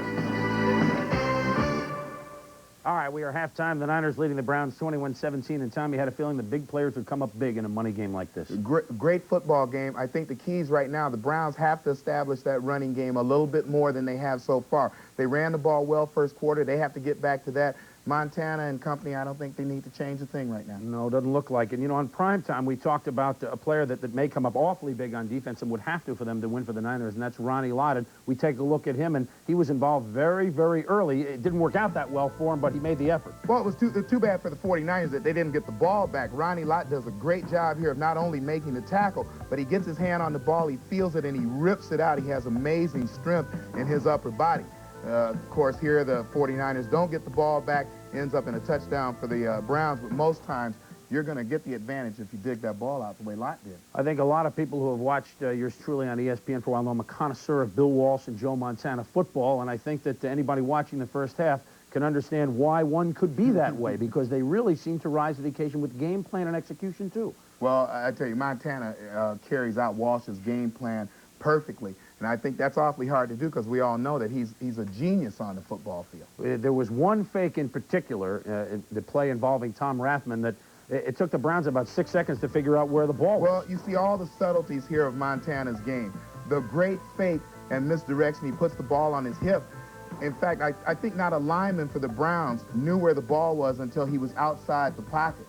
The left end, in fact, goes down beyond the center before he realizes that the ball's behind him. Then he shows the great touch here to Rathman. He gives him the ball, gives him a chance to catch it, see upfield, have a chance to turn on that blazing 5-flat speed that he has and run over the defender. Defenders hate to see a guy that size running with the football, getting a 10-yard start. And here you see the great Jerry Rice. Jerry Rice he has very subtle moves. What he does here, he goes down the field, he stays about on the numbers. They're playing double coverage, trying to cover half. The defender gets his feet turned the wrong way, and once Jerry Rice sees that, he turns it on. Montana delivers the ball on time, ends up in a touchdown. You know, it is a game, I think, and there is Rice again, as you see him go to the flag, and it is a touchdown as Jerry Rice and Montana have hooked up twice. Montana with 3 touchdown passes, 7th time this year. You know, it is a ball game in which I think, Pete, you know, a lot of rooks, not too many pawns, a lot of rooks, bishops, and knights, huh? I think it's a game, if you happen to miss the Kasparov match against Karpov, if you were unable to attend the auction of Bobby Fischer memorabilia, watch this game. Stick with the second half. You got Lindy Infante's offense against Bill Walsh. You got Montana against Kozar. These are a lot of minds at work here. Forget the physical for a minute and appreciate the intellectual, just like you appreciate the show, appreciate the intellectual aspects of it. As we hope everybody does. It is fun, isn't it? The Niners lead the Browns 21-17 at halftime at Candlestick Park. We'll be going back out to San Francisco for the second half in just a moment.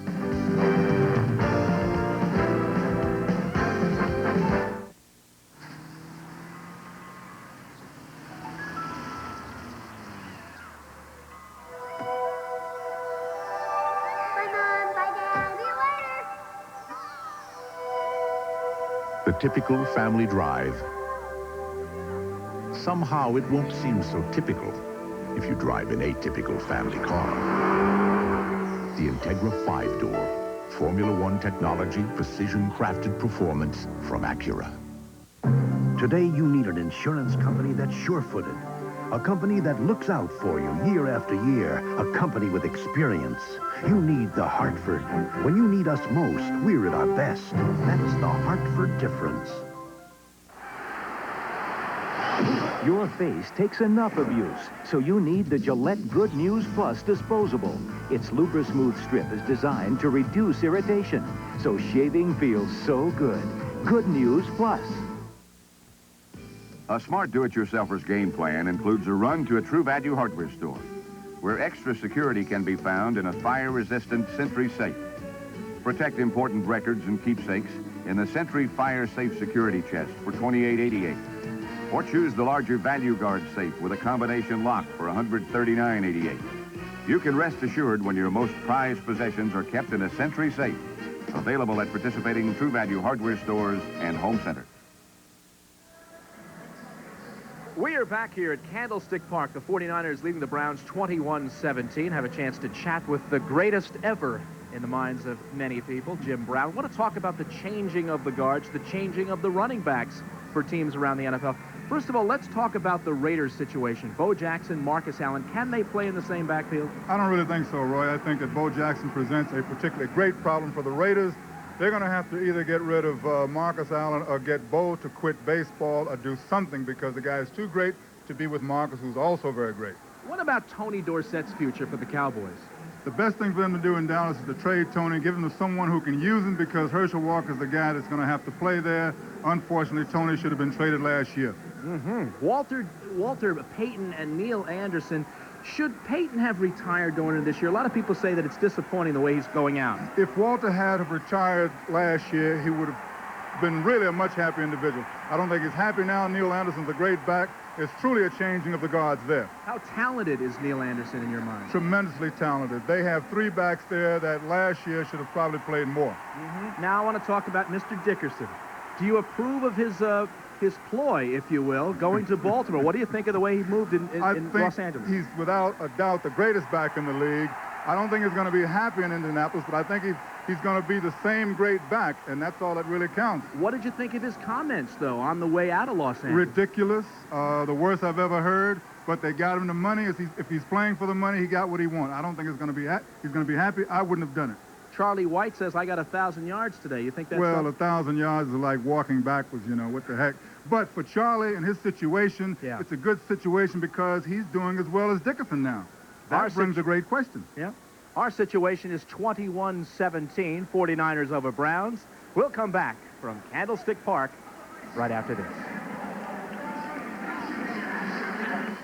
Someone put a fender in my left front fender. Leave it to the good hands, people. I got a dent in the door of my 4x4. Allstate makes an accident a little easier to take. We offer a repair guarantee, and in most cases, we'll give you a settlement on the spot. I parked in a lot in a place that I trusted, but when I returned, my window was busted. Leave it to the good hands, people. You're in good hands with Allstate. A member of the Sears Financial Network.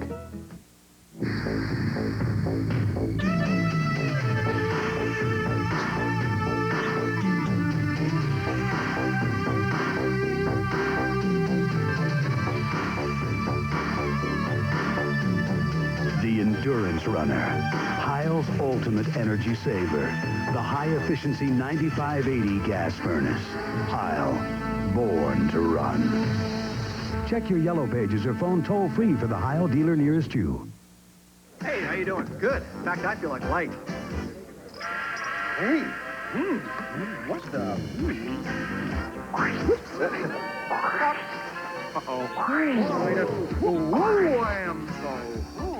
Oh, no. Well, I meant Bud Light. If you want the less filling light with the first name and taste, ask for Bud Light, because everything else... You all right? Sure, just a little lightheaded. It's just a light. From the Great Wall to Wall Street, one airline brings our nation's business together throughout the U.S. and 13 foreign lands. United Airlines, rededicated to giving you the service you deserve. Come fly the friendly skies. Ready to start the second half with the San Francisco 49ers leading the Cleveland Browns 21-17 here at Candlestick in San Francisco. And the halftime stats, it has been a wide open offensive game. A great evening for Joe Montana and for Bernie Kosar. Look at the passing statistics and look at the yards. Not much in the rushing department, and only the one turnover in the ball game. Time of possession is pretty close. Well, what happened to the Browns secondary, Jim? It looks like it's, pretty porous. It isn't just a matter of the secondary. It's a matter of the overall team defense. It's very hard to deal with one of these multi-level offenses. And unless your scouting report allows you to prepare for it, it's always going to be difficult. It has nothing to do with your athletic ability. Our halftime show here was dogs chasing Frisbees. The way the first half turned out, it's been dogs chasing San Francisco receivers. Yep. You guys are full of puns, brother. Gerald McNeil standing at his own 1-yard line. Worship. And McNeil will take it from a 4. They contain him rather well, and Rathman down on kickoff coverage makes the tackle as he crosses the 25, and now Rathman has something to say to McNeil. Mr. Rathman is all over the field tonight. I mean to tell you. Well, he's glad to be playing. Yeah. Here's what both teams were able to do in the first half. The Browns went 4 plays and a touchdown the first time they touched the football. They had another scoring opportunity on their second drive, but missed a field goal. Then a 12-play drive that did result in a field goal for their 10th point. Then they had to punt for the first time after only a 4-play drive, and then a touchdown. There hadn't been a lot of defense. Of course, that's a credit to both of these offenses because the defenses of both clubs are both highly rated. Exactly. Biner is the single back. Excuse me, Biner is in motion. Mack the single setback. And Mack has the ball. A nice little seam there and got it up to the 36-yard line. You shift your emphasis now, Jim. Do you stay on the ground as opposed to the way it was in the first half? No, you don't stay on the ground. They've had no problem moving the ball. You're going to mix it up. You're going to keep mixing it up. You want that run to support the pass. You want to throw the short ones to keep them spread out. And you want to hit them with that long one when they're too spread out. Haley made the tackle on the last play. He's a guy they like to line up anywhere. 2nd and 3 after Mack gained 7.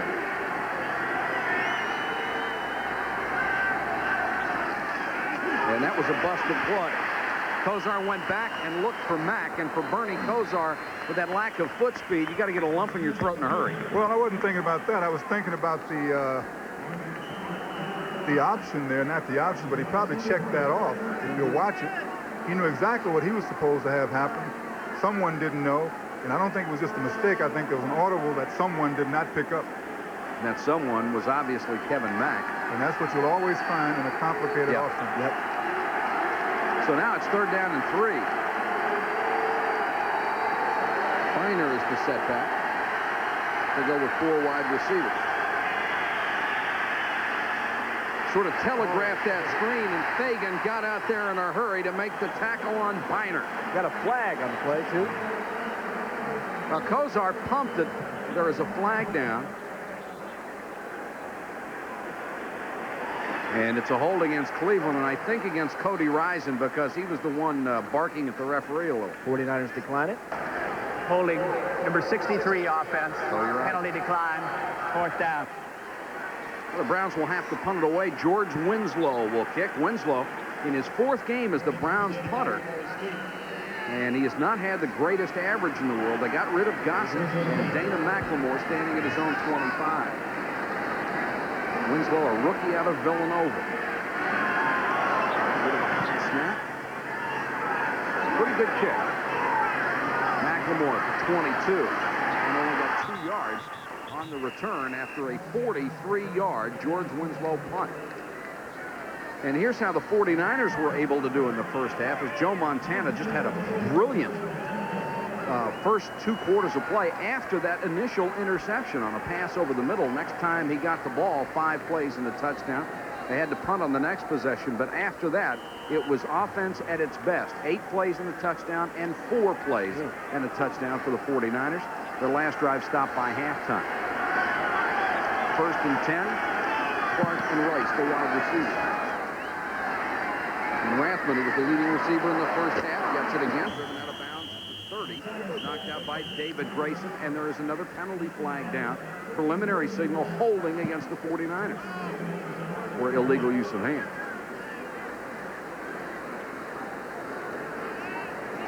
They could probably call holding on every play these days, couldn't they, Jim? Well, with the new technique of blocking, of course they could, because you're using your hands now. It's a matter of a subjective situation. Illegal hands to the face. Number 79 offense. Still 1st down. Jim, when you played, it was line play was all so much technique, angles and things like that. How would is it better for a running back with the new systems that they have now? Just lock out your arms and push? Yes, it's a little easier to push than it is to block. Montana pressured out of the pocket. Throws for Rice. Rice couldn't get his feet down. Great diving grab, but couldn't drag the toes across the sideline. Minifield on the coverage. And the Browns' defensive backs have not been talking a whole lot lately. You know, some of the best thing, I'm sorry, the best thing about Rice is even on plays where he's not catching the ball, and that's debatable, I might add. Looked like he got him down, didn't it? He is showing such miraculous balance. Well, let's take another look, Roy. What do you think, JB? Well, I think the 1 foot went out, Roy. And now they will not let him run the next play. They'll send it up to the replay booth. And from the first angle that we saw, it sure looked like Jerry Rice got them both down. First angle looked like he was in. The second angle looked like he was out. Good for instant replay. Well, let's find a third.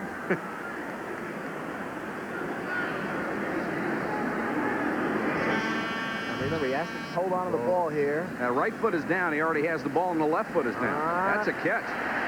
There it is, but on the other angle, it's harder to tell. That is a catch, folks. Let's see. He's got the ball. His right foot still touching, I believe. The other angle, to me, is the best one. It really shows that he had both feet down. Well, I really don't have to decide, Mike. By instant replay, it is confirmed. The ball was bobbled. Second down. So it wasn't the feet. We were looking at the wrong thing, huh? That's right. We should have been looking at the ball. Now, the crowd didn't like the call. Neither did Bill Walsh. But it means the 49ers are facing a 2nd and 20 from the 14.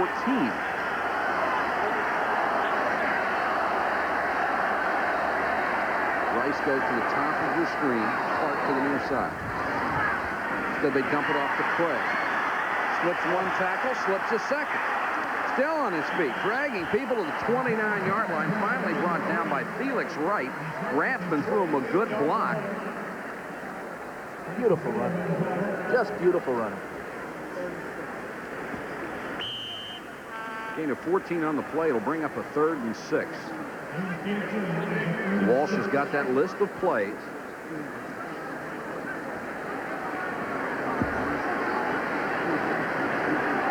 And, of course, he's got that list where he comes out and runs those plays regardless of the situation. He likes to have things planned as well as possible. It's his formula. Fred Quillen, who was in there for the injured Randy Cross. Montana, again, avoids the pressure. Going to try to run for it. Got it. And got out of bounds. And Dwight Clark did a good job of protecting him at the sideline. 13-yard gain for Montana. You know what I don't understand? I don't understand why more coaches don't like mobile quarterbacks. Because I know the defensive linemen hate them because that extra element not only wears you out, it confuses you and nullifies you a lot of times when you're going after the passer.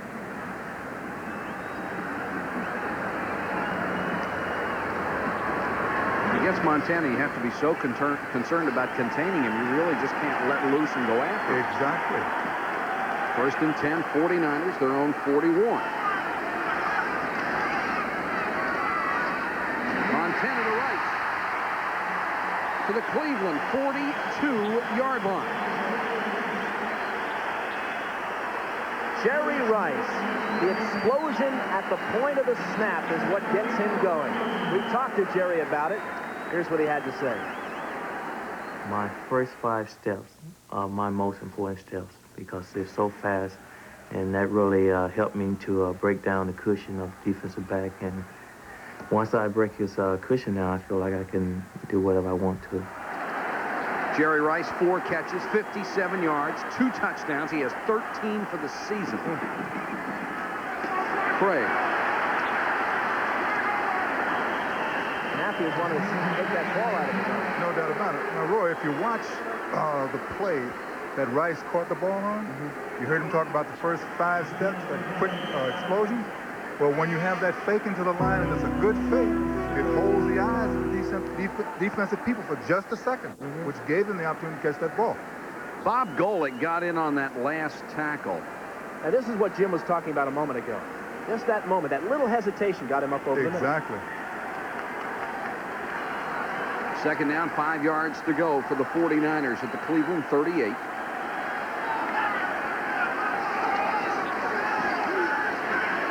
Montana, look out. He was decked by Grayson, who came from the backside and dropped him.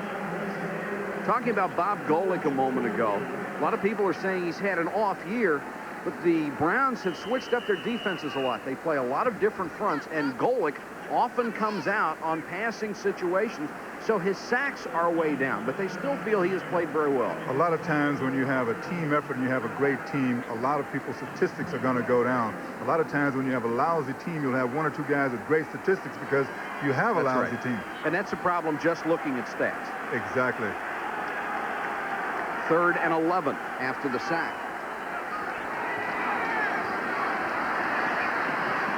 Dumps it off to Frank, the tight end, and he's got the first down inside the 30. And he punished a couple of people and pushed by Felix Wright, and the Browns are a little testy back there now. This is a physical move here. The other end of it, Frank starting it off, working on number 37. That's Chris Rockins, who stays with him the entire play. Big, strong tight end out of Ohio State. Gets the first down. And he gave Hanford Dixon a whack as he crossed the 30. 49ers up by 4, bidding for more. Nice fake, and they give the play. Doesn't turn out for much, but great ball handling by Montana. They read it out real nicely, though. Mike Johnson, the linebacker, came up, made the play. But good fake to set it up.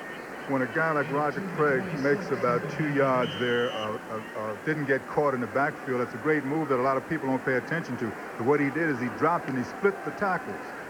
And that allowed him to get some valuable yardage, although it was only 2 yards. 2nd and 8. We have 8:50 to go third quarter. Rathman tripped up that time.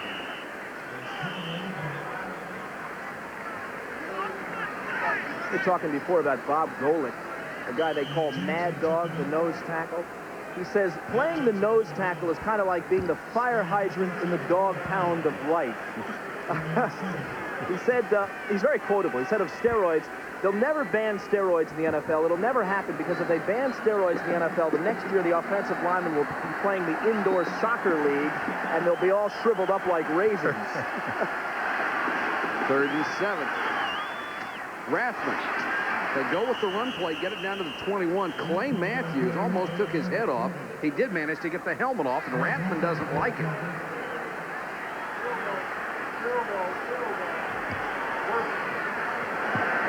Ray Wershing will come on to try the field goal. It would increase the lead to 7.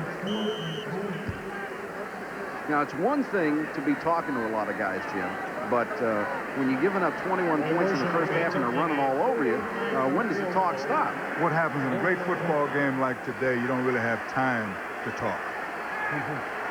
Wershing, a 39-yard attempt. And one of the most accurate kickers in the history of the National Football League is on target from 39, and the 49ers have taken a 7-point lead over the Cleveland Browns. We're not a company, but outstanding people come to us every day. People who want to make a contribution to a team and do work that really counts. People eager to see new places, do the unusual, and find the unusual. People who become your friends for life. People just like you. We're not a company. We're your country. We're the Navy, the Air Force, the Marines, the Army. We're the Armed Forces. It's a great place to start. Every day, Jack Taylor and Joe Donovan take the same road home. But today, they went a little out of their way. Give you a hand.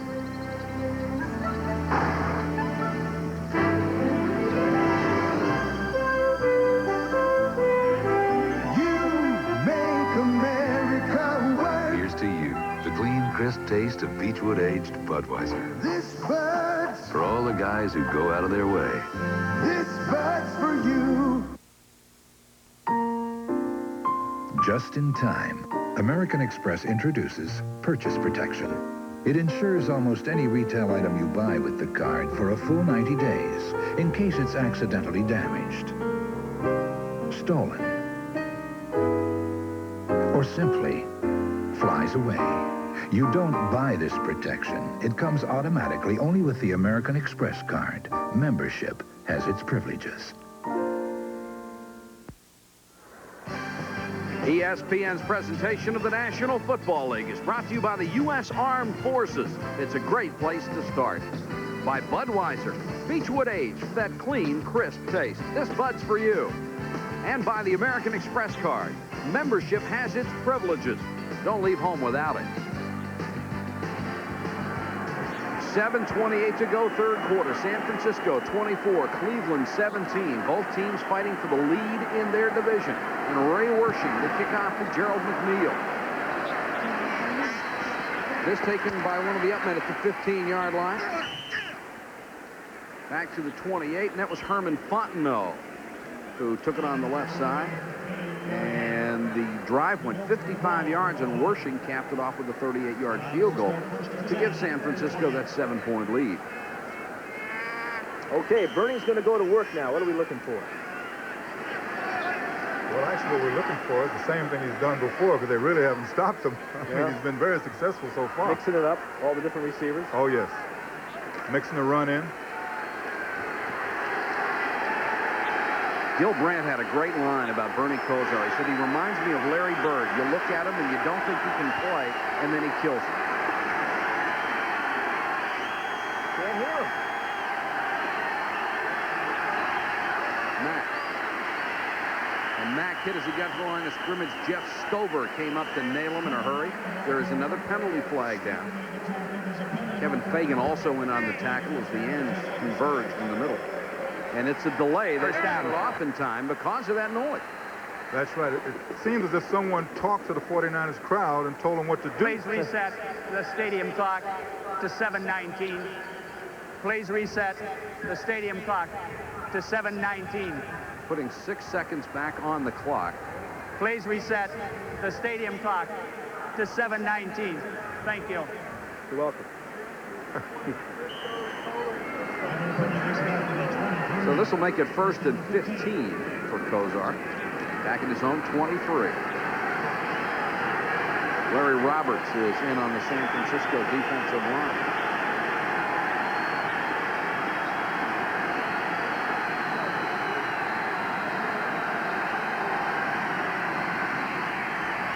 Kosar sidearms one out to McNeil at the 30. McNeil wrapped up in a hurry. That's Torrey Nixon in on the nickel and dime package. And San Francisco has gone with a lot of defensive backs tonight. Of course, anticipating the attack of Kosar. That Gerald McNeil blows me away. He is so tiny. You know, he's not a football player. He's an hors d'oeuvre. And this guy... No, he's a running heart. He has nothing but heart.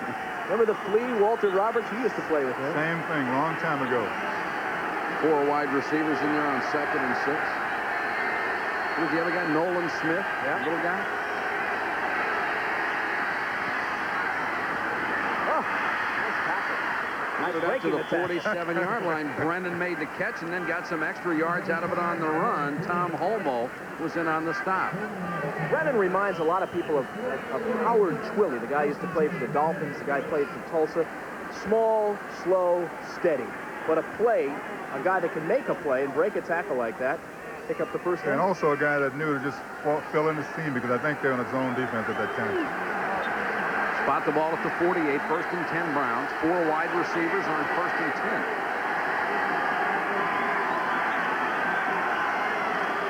Finer. What a big hole. San Francisco 40, 35-yard line. McNeil threw him a great block downfield. 140 pounds of him, too. This is great running. This is good running. Good running as opposed to great. Yes, this is good running. Okay. Now watch the great blocking and watch the good running. Okay. Good moves, not exceptional. A lot of space out there. See that space? Okay, now right here is where a great runner like Dickerson would have gotten maybe 80 more yards. Okay. 40 more yards. Okay. A few more yards. Yeah, but he's wearing the right number, isn't he? Yes, he is. Here comes the blitz, and they'll give it to Biner again. To the 30 to the 29-yard line, and Tom Holmoe made the tackle that time. Hey, should they have retired number 44, Leroy Kelly's number? That's a question that had been asked. Well, I don't think so. Kelly was a great back, but you can't retire all the numbers. That's right. The number 32 is not on the field. Yeah, we had to force him to do that. No offense, Modell. 2nd and 5 for the Browns.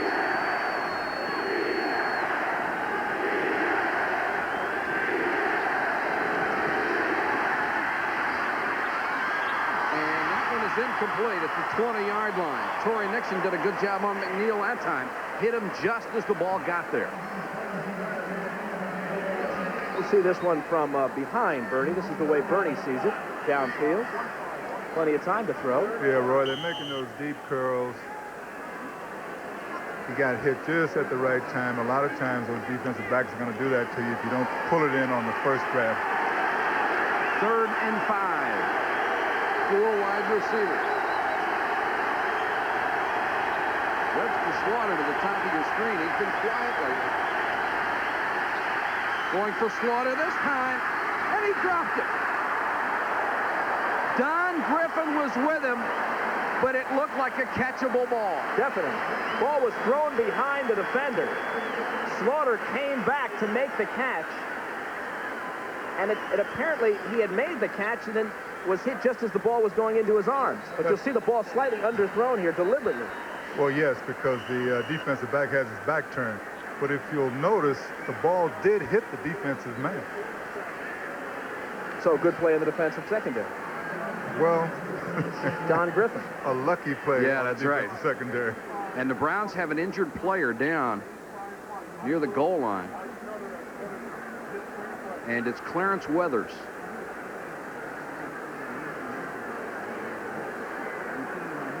Weathers, one of those guys, one of his teammates said he is simply the best receiver on this team. He doesn't get a lot of playing time. It looks like he'll go off under his own power. Back in a moment.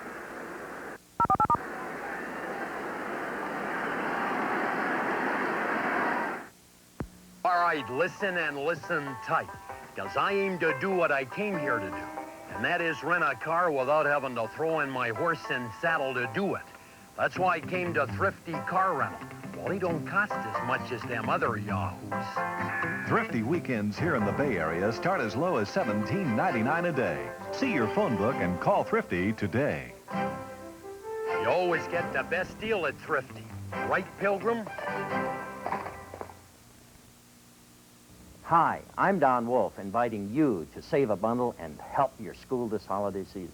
Simply purchase any Apple computer system from Wolf, including the versatile and affordable Apple IIc, the powerful and musical Apple II GS, or any of the Macintosh family, and receive up to $300 cash back on any of these Apple add-ons. In addition, Wolf Computer will donate free Apple products to the school of your choice. Be true to your school and save a bundle at Wolf Computer in downtown Los Gatos. The four-wheel drive Colt Vista wagon has a lot in common with the Nissan Stanza wagon. The Vista seats 7 people, and so can the Stanza. The Vista sleeps 3, so can the Stanza. The Vista seats fold to carry all sorts of loads. The Stanza seats fold too. The Vista is very reasonably priced. The Stanza, well, everything can't be the same. The Mitsubishi-built Colt Vista. Buy one at your Bay Area Chrysler Plymouth dealers today. Browns are facing a 4th and 5, and Marty Schottenheimer has his offense out there instead of the kicking team. Think it's because of the bad snap before? They want to go for it, have a better chance of making the first than a field goal? It makes a lot of sense. That's what happened a few years ago when they went for it rather than have the field goal, kick a kicker. You're not kicking good and you're not holding good. Hey. Jager 1 of 2 on the night, so 4th and 5 they go.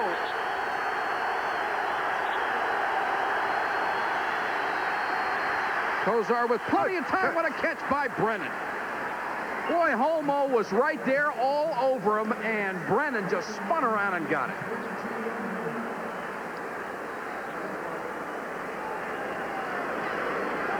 Looks like a good call now, Jim. It's always a good call when it's successful, but I think the strategy was exactly right. Now, when you have a great quarterback, you need guys that can catch the ball like this. He led the Browns in receiving all of his 3 seasons, did Brian Brennan. There's Lindy Infante, the genius for right now. If they don't score the rest of the year, he's a genius. Yeah. 1st and 10 at the 22, 4 wide receivers. They've done it a lot in the second half. Feiner. Nice move. And then he ran over McLemore and got down to the 18-yard line, or Homo.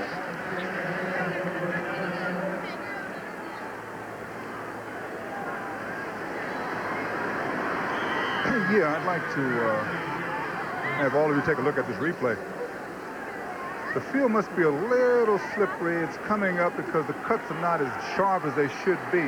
But what he did at the end of it was go forward, and that's the only reason he gained any yardage. Biner, 6 carries for 38 yards. He has 28 here in the second half. Delay to Biner. Big hole up the middle. Flag is down. It's going to be a holding penalty as they get to the 10. And it looked like the center, Mike Babb, was the guilty party. They threw the flag right at him.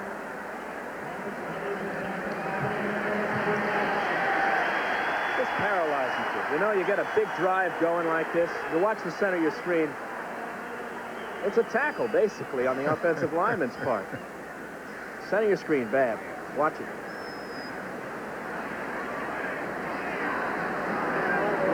And a good tackle it is. It's a good tackle. He shouldn't have held it that long. He had the first hit. Let him go, let the back do it. He's the lightest of the offensive linemen at 270, but even at 270, he'd be a dominating run block. The lightest at 270? Yeah. Wow. Times have changed, haven't they? But those kind of backs can't pull, so you don't really do a lot of trapping or leading or anything like that, so you can't really run the ends like they did in the old days. 2nd and 15. Biner steps up to get the audible from Kozo. Still can't hear. 5-man rush, and they block it. Almost picked it off. And number 94, Charles Haley, was the guy who got there right in Bertie Kosar's face. And Kevin Fagan, the defensive lineman, almost came up with the interception on the block. Mike, did you say he almost picked it off? Fagan. Yeah, almost.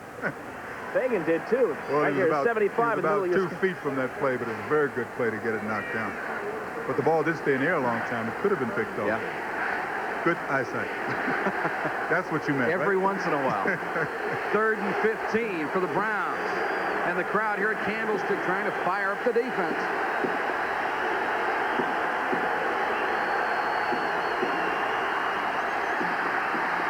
It's a screen to Biner. Oh. Hello, Keena Turner. He saw it coming and just sat out there and waited.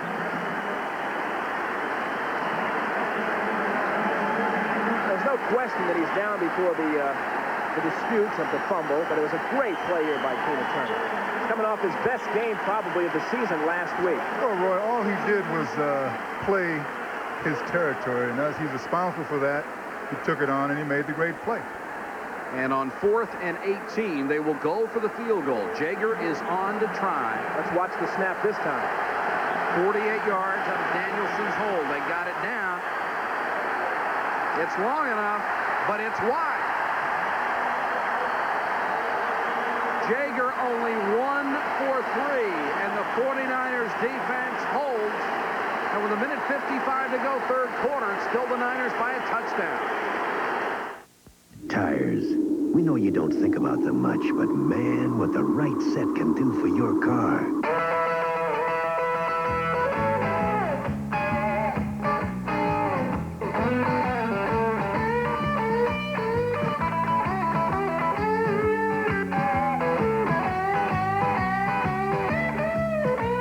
For when baby needs a new set of shoes, BF Goodrich TA radios, we make your car perform.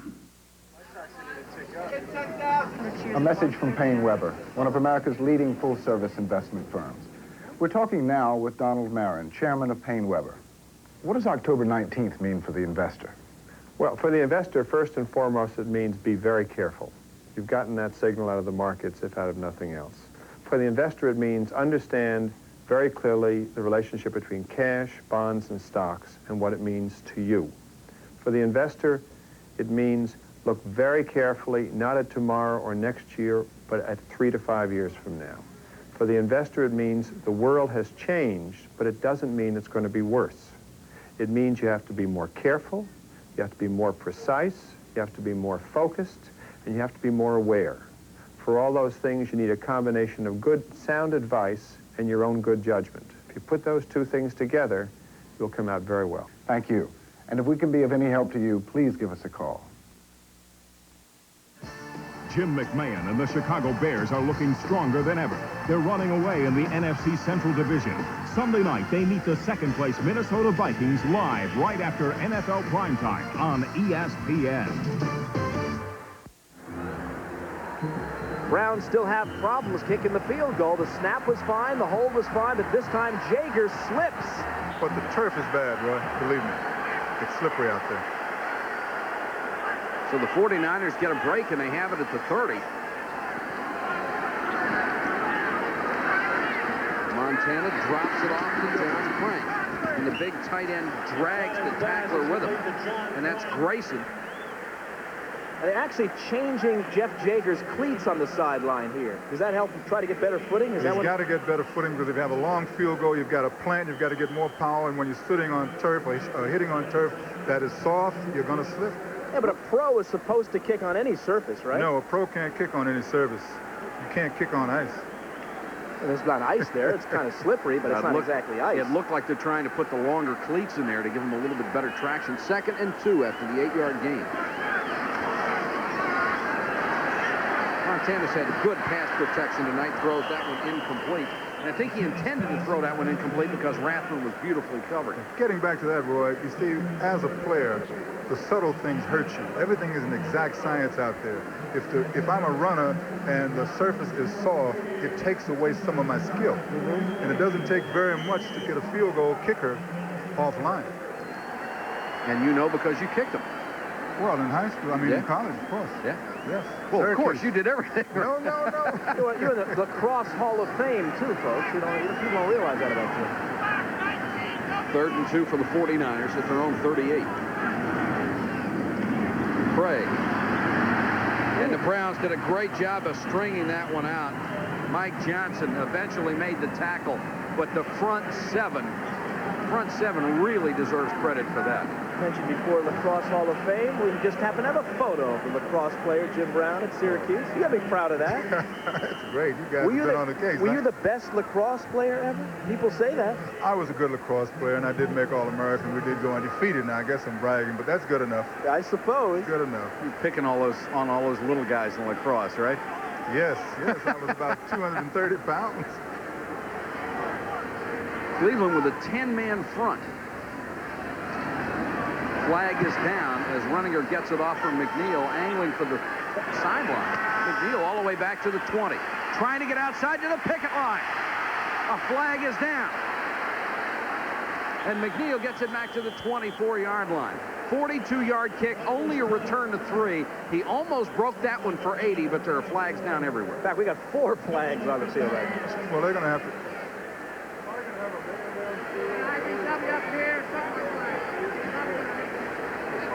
This may take a while to sort out.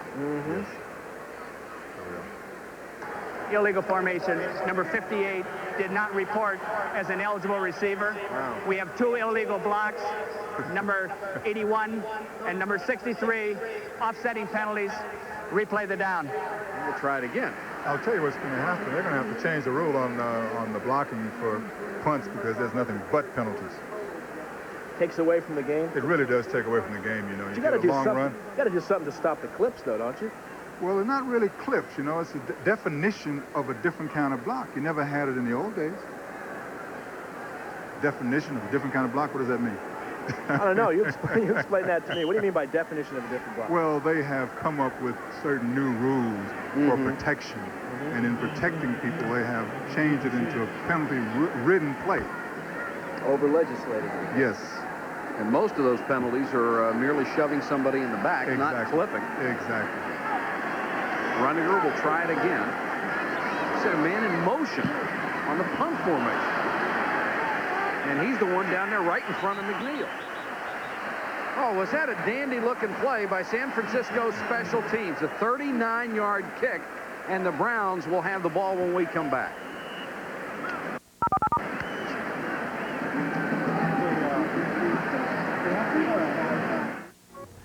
Comfortable taking my Nissan to just anybody, so I take it to my authorized Nissan dealer, where customer satisfaction is their #1 concern. San Jose Nissan's technicians will fix your car right the first time by installing genuine Nissan parts. And for quality and custom fit, nobody beats their selection of genuine Nissan accessories. This week, get your Nissan ready for the cold weather for only $8.99. For prompt, reliable service and genuine Nissan parts, see San Jose Nissan on Stevens Creek Boulevard. Your roof leads a rough life. It has to protect you during the fire season and the 4th of July. Has to keep water out during the rainy season. Stay up during an earthquake. And stay on in high winds. Decratile by Calpac Roofing, made to lead a rough life, so you won't have to. Celebrity voice impersonated. $11,819 will buy you about 1/3 of this BMW 635 CSI, or roughly 1/3 of this Mercedes 300E. But it will buy you all of this new Chrysler LeBaron Coupe. Of course, this is an unfair comparison, because the all-new LeBaron comes with a 7-year, 70,000-mile protection plan the other 2 more expensive cars don't have. Buy one at your Bay Area Chrysler Plymouth dealers today. This is the last punt. You're going to see Harry Sidney go in motion. The 49ers trying to get someone out there to cover McNeil on the punt, and they did a good job because Sidney got away from the blocker and got right down in McNeil's face, right there. And McNeil had to make the fair catch. And do you believe that the punter punted to that side of the field? Yes, he did. Is that Walsh again? It's somebody on that coaching staff. Special teams ignored a lot by some teams, practiced very hard by others. Kozar, who was 14 out of 18 for 197 yards in the first half, only has 27 yards passing in the third quarter on 5 out of 8.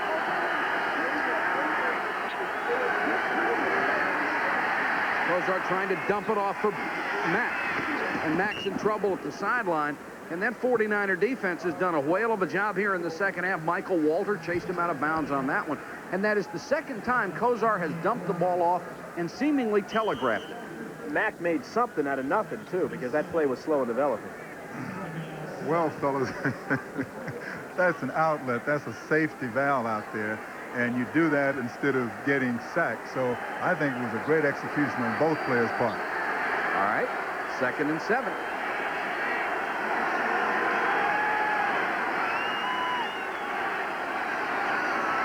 Four-man rush.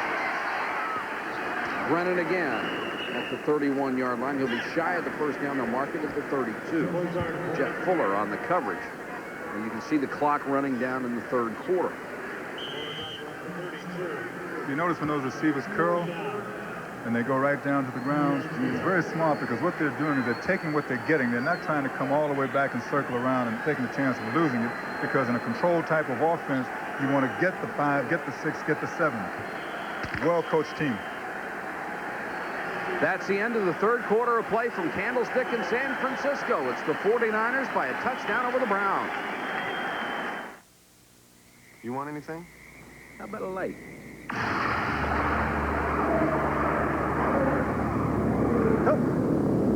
Whoa! Oh, Bob, could you make that a Bud Light? If you want the great taste of Bud Light, ask for it. Did you see? No. Did you? No. Bud Light. Because everything else is just a light. You can depend on AT&T Long Distance thanks to the remarkable people who put our equipment to the test. I love wrecking things. This is a special laboratory. Here we create disasters. One disaster right after another. Why do we do all this? Once we understand how these things can destroy long-distance service, we can build equipment that'll stand up to it. We're reaching further to bring your world closer. Yeah, the storm's over. AT&T, the right choice. Hi, I'm Pat Hayden for Yashica. From the opening kickoff, the best way to catch all the action is to trap it with Trap Focus with the new Yashica 230AF 35mm autofocus SLR camera. It's so easy to shoot great moments in standard autofocus or follow a player in continuous focus. So no matter what situation you shoot in, you'll catch it all off with the Yashica 230AF. Yashica puts a new focus on photography. It's San Francisco leading the Browns 24-17 as we get ready to start the fourth quarter. Hope you'll be with us next Sunday. We've got the Bears and the Vikings. Just to get you warmed up for that, be with us at 11:30 in the morning, Eastern time for NFL Game Day. Then NFL Prime Time at 7 o'clock. Chris Berman, Tom Jackson, and Pete Axthelm. Then Ed Marinaro will be along with Roy Firestone and myself, and we'll bring you the Bears and the Vikings, who both won this week, and setting up a big clash in the NFC Central. 3rd and 2 for the Browns from their own 32.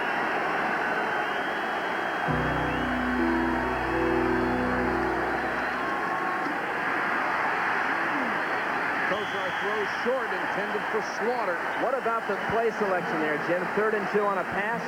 Second guess it a little bit? No, I wouldn't second guess it, because sometimes 2 yards is very difficult when you have a passing attack that has ball control, you know, with Kozar and that many receivers. Either way you want to go, it's just a matter of doing the job. And still very early yet, beginning of the 4th quarter. Winslow on to punt. Dana McLemore waiting inside his 30.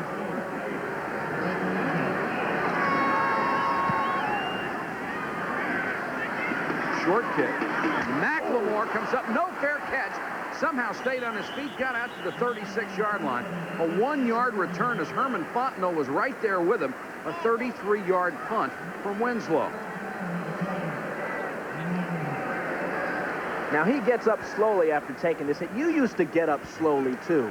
Why was that? You used to always get up slowly and walk back to the huddle slowly. Well, of course, it was a great hit there. He stayed up, but I don't know how. I had to do it, Roy, you know, because, well, I will get back to it after this play. Okay, all right. The bells may be ringing for Dana McLemore right now. Frank was in motion, and they'll throw to him. Little stutter step out there, and can't get away as Ray Ellis, the strong side safety, stayed right with him. The story from Candlestick Park in San Francisco, a lot of offense. The Browns, 304 yards. The 49ers, 334. And Jerry Rice had a great first half. Only 58 yards receiving, but 2 of those in that yardage, 2 were for touchdowns.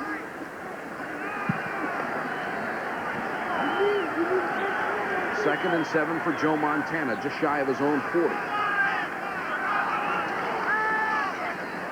Over the middle to Rice. Rice to the 41-yard line.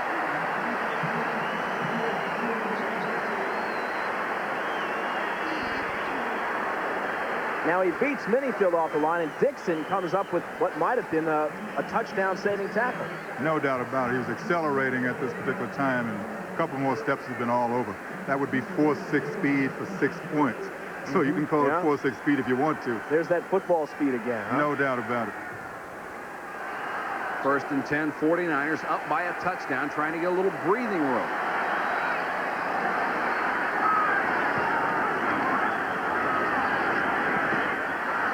Montana all day to throw. Goes to John Frank. And Frank gets down to the 35-yard line. Takes some punishment there from Grayson and Matthews. Oh, what do we got here?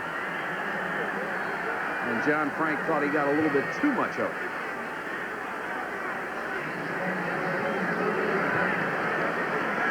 Remember, on Friday they told us this was a very excitable young lad, Mr. Frank.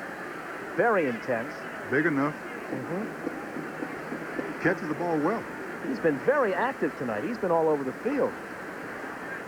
Now, what is Clay Matthews going to do here? This is... watch. Oh, look at that. See, that's what it was. He's twisting it around, yeah? A little extracurricular activity. 2nd and 4. 2 tight ends in the ball game. Craig, the remaining back, and he'll get it. A couple of linemen in front of it. Inside the 30. Near the 29-yard line, and he is brought down by Al Gross, the strong safety. Well, if you watch Roger Craig, we know he's a great receiver. He's a real fine runner. Watch the leg action. He's driving. They always teach you to keep the legs up there, but most players who run natural with low footwork cannot put their legs up there. Rathman is back in the 49er backfield on 1st and 10. What a fine offensive show by San Francisco tonight.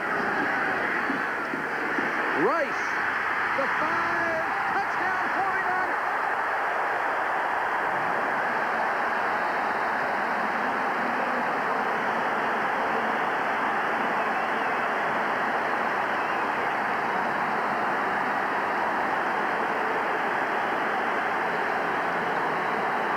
Four times in his less than 3-year career, Jerry Rice has had 3 touchdown passes. tonight.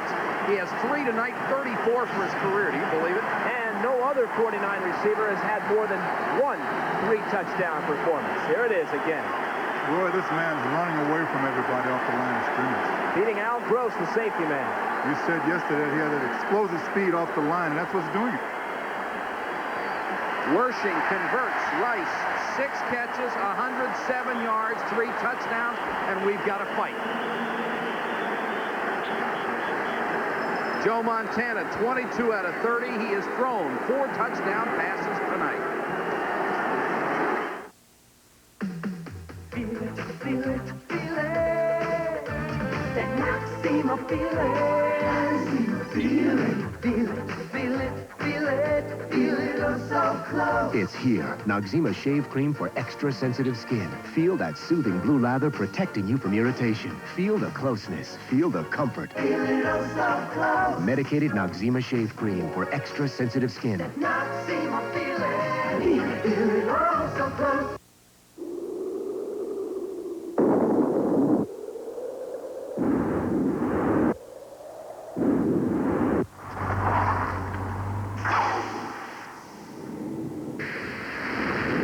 One tire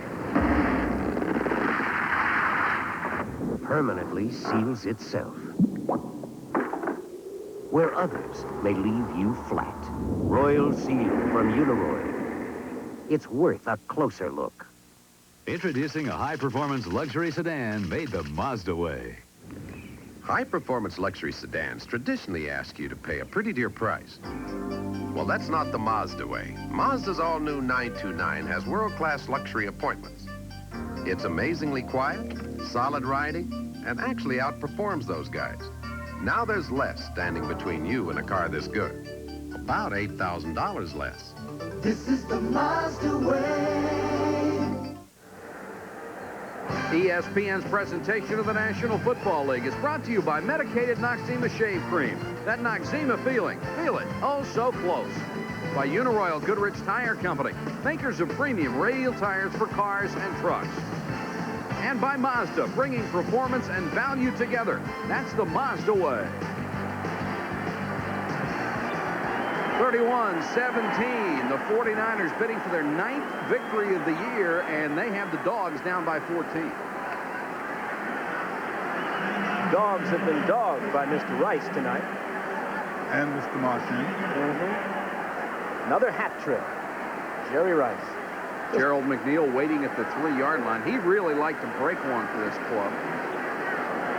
And he can sure do it. He has that ability right now to be very uplifting. Yeah. They can use something right now. Worship. High short kick. Taken by one of the up men at the 15-yard line. And that's Fontenot. And Fontenot with a nice return gets it out to the 36-yard line. We were talking before about the value of a Jerry Rice. Every reception tonight, either a touchdown or a first down. In fact, this year, 85% of his catches have gone for at least a first down. And tonight we're seeing the proper use of the superstar. Rothman is in the offense. Clark has been in the offense. Craig has been in the offense. Frank has been in the offense. And then you go to the superstar because you've spread the field out and they cannot double team or work with Rice like they would normally. 6 defensive backs in there for San Francisco. 11:38, plenty of time left in the ball game.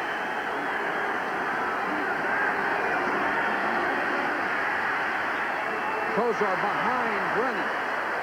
And good coverage by Holmo, who was right with him. There is a flag down back at the 25 where Bernie Kozar was throwing the ball, and it's a penalty against the Browns, illegal use of hands. Haley was trying to put pressure on him.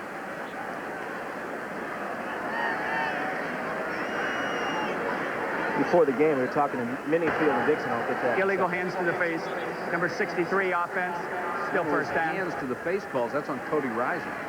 Talking about Minifield and Dixon, they said, you know, hey, we've seen guys like Jerry Rice before. Let's take a look at the penalty first, and I'll finish the thought. Here it is, Cody Rising at the top of your screen. I'll finish that thought after this play.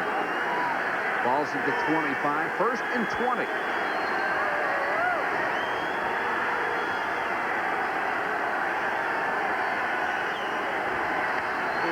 Show blitz. come out of it. Kozar deep sideline, incomplete. Trying for Langhorne, and Tim McKyer hit him at the sideline.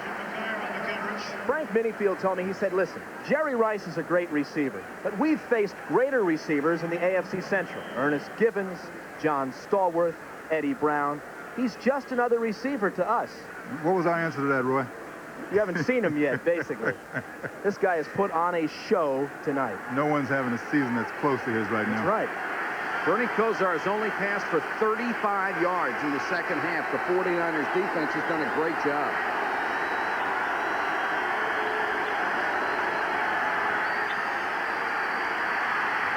Kosar trying to get out of the pocket. Throws. Brennan dropped it. Brennan was wide open. There is another flag down. So it wouldn't have counted anyway, but you're not going to be able to console Brian Brennan with that. And they gave you a tripping signal. Somebody got leg whipped back here. Brennan's had a couple of crucial drops tonight. He's made some good catches, too. Number 70 offense, still second down. Larry Williams, the left guard, called for a trip. That stuff just kills him. Well, now it's 2nd and 30. This is when the coaches don't want to send in plays. They used to call it second down and a cab ride. Yeah.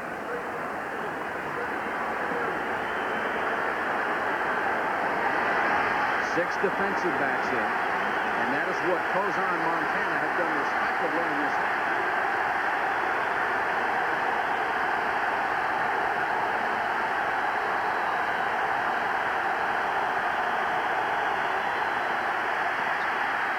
Kozar out to Biner, got away from Nixon, got away from Haley. Oh, what an effort. Good move. Biner got it out to the 34-yard line and all on his own. Now that's what you call great running, Roy. Here it is from the end zone, Jim. Tell me about it. Take me through this play. All right, let's go through it. Little flat pass. Good move to the inside. Good move here. Really good move. Moved it upfield. Went back right and shows his flexibility, which is great. Game 19, it's now 3rd and 11. Kozar going for the first down. It's going to be short as he got it out to Langhorne. But Langhorne, as he should do, came back from before the ball and ends up short of the first down sticks. That's a situation where I think the receiver has to be beyond the sticks before he comes back. 4th and 2 here. Now they're going to go for it. Marty Schottenheimer keeps his offense on the field at his own 44-yard line. And they'll run, and they won't get it. Holy cow, what a gamble.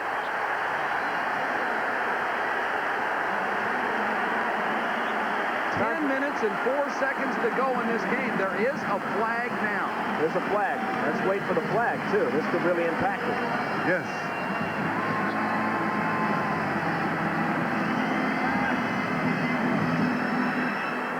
Well, an unusual call, to say the least, with 10 minutes to go in the quarter, even though you're down by 2 touchdowns. Here's the call. Personal foul against the Browns. All right, you want to second guess it now? Going 4th and 2? I think Still 10 minutes left. I would have done the same thing. You would have? The problem here is that you probably gave it to a back who was tired. This Just guy made that 19-yard run. Just made that run, and he went at it a little lethargical. They're calling for a measurement. I don't think it's even close. No, it's not. It's 1.5 yards shy. Tina Turner did a great job coming in and pulling down Biner. So San Francisco, with the penalty, will have the ball just outside the Cleveland 30 and a chance to put it away. Number 44. That call could come back to haunt Marty Schottenheimer.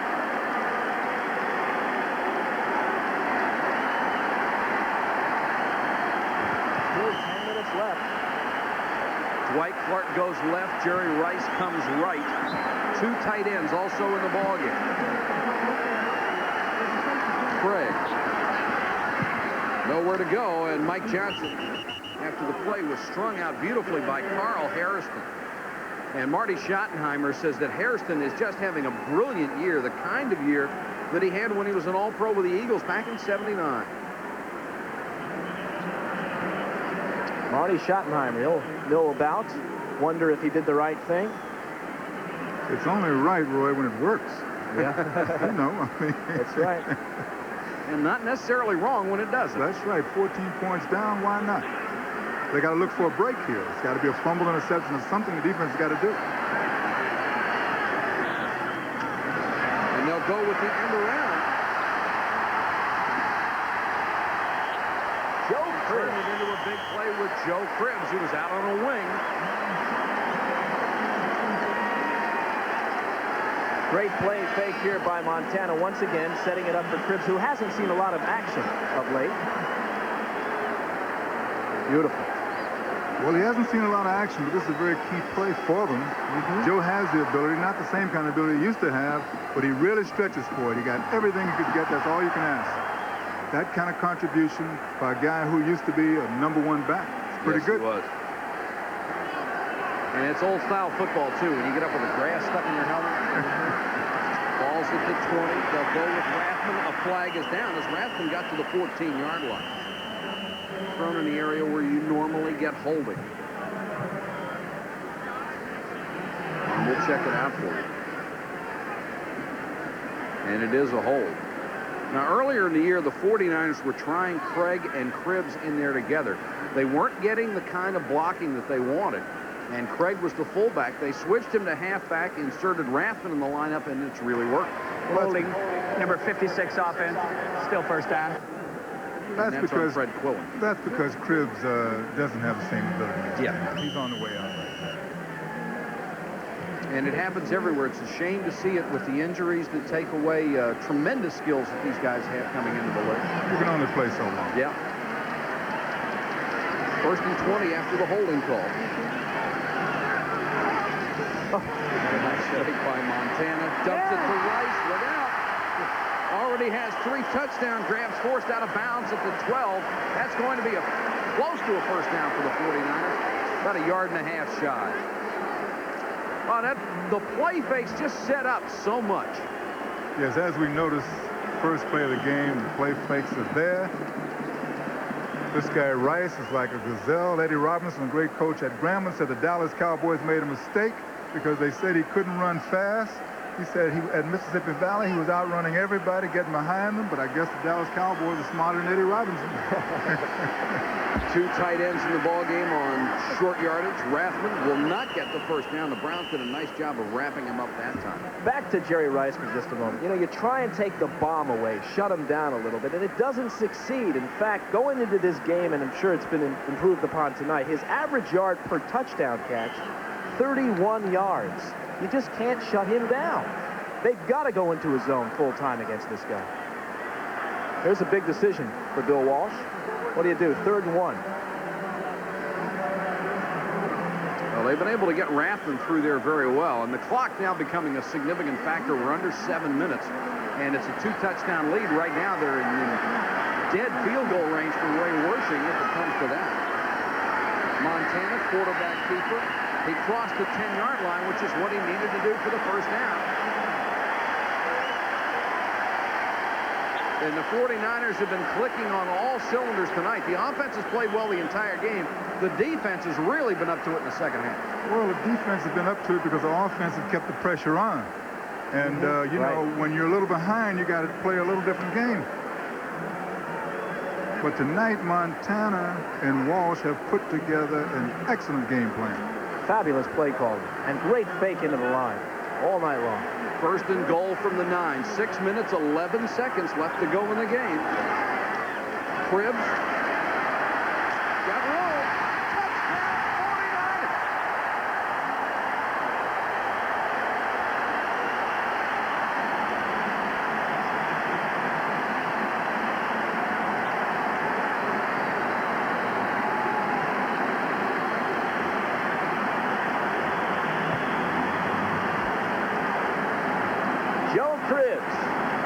He's much traveled. He played in the USFL, played for the Buffalo Bills. Somebody said that he begged for more money in more cities than Jim Baker. But he came up and he hits pay dirt, so to speak. That's right impossible. There. Yeah. Wersching for the point after. And the 49ers, with an offensive explosion, have taken a 38-17 lead over the Cleveland Browns.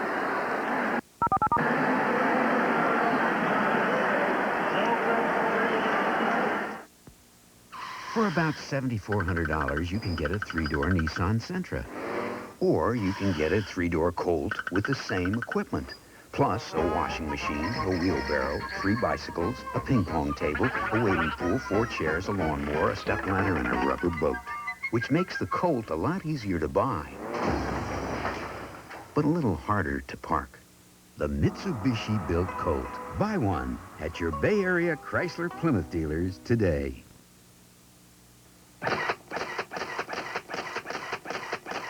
Get spectacular savings at San Jose Camera and Video and find out why we're California's largest Minolta dealer. Minolta Maxim, the world's first autofocus SLR with over 20 interchangeable lenses, starting at just $249. And for the best prices and biggest selection of camcorders and VCRs, check San Jose Camera and Video inventory from among these famous names. Remember, San Jose Camera and Video with possibly the nation's lowest prices.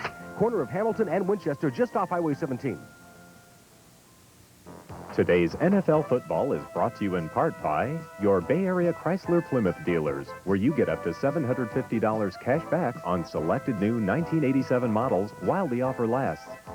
And by GTE MobileNet, the cellular system that goes the distance from Santa Rosa to Monterey. And by participating Nissan parts and service departments. Treat your Datsun or Nissan right with genuine Nissan parts and service. The story from Candlestick Park in San Francisco. Mike Patrick, Roy Firestone, and the great Jim Brown with you. Glad you could join us on this Sunday night on ESPN. San Francisco has had the ball 4 times in the second half. They've scored on 3 of them. That drive, after a Browns gamble on 4th and short, failed. It went 31 yards, and Cribbs got the touchdown. McNeil hoping for a chance to do something with Wersching kicking off. And McNeil from the 12. Once again, San Francisco has covered the ice cube. We talked about Cribbs not being the same back he was a couple years ago. Jim, when your skills were diminishing, and I don't know that they did too much, did you compensate for it in any way? Roy, when my skills were diminishing, that's why I got out after 9 years. They weren't diminishing.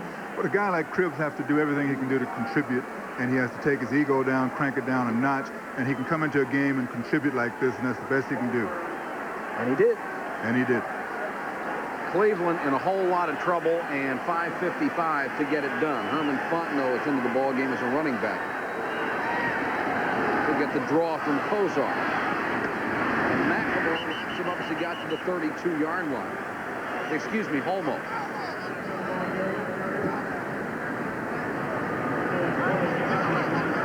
Well, all the offensive genius of Lindy and Fonte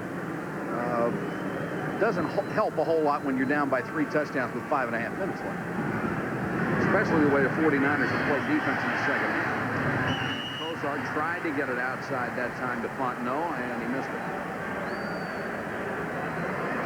You know, when you look at a defensive team like Cleveland, they're #1, but when they don't have the pass rushes to put the pressure on a quarterback like Montana, and you have an offensive scheme like Walsh has put out, it's a very difficult set of circumstances.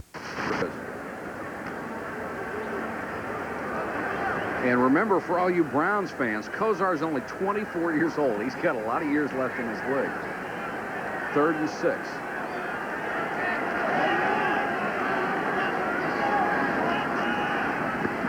Throws complete to Brennan, who stayed on his feet, tried to get the first down, but only made it out to the 37.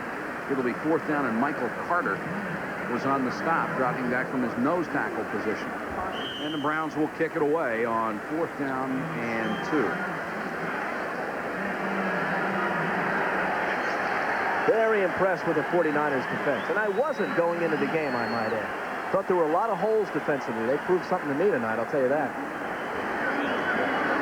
Winslow to punt, McLemore. Winslow really airs this one out.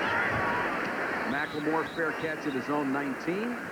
45-yard kick, no return, 4:48 to go in the game, and the 49ers running away by 21. We're not a company. But we recognize potential. We develop it. We use it. We'll make sure that as your responsibility grows, so will you. As your ability for leadership grows, so will you. Working with us, you'll gain self-confidence. Become a person with a future. We're not a company. We're your country. We're the Marines. The Army. The Navy. The Air Force. We're the Armed Forces. It's a great place to start. At least once in your life, you owe yourself a car like this.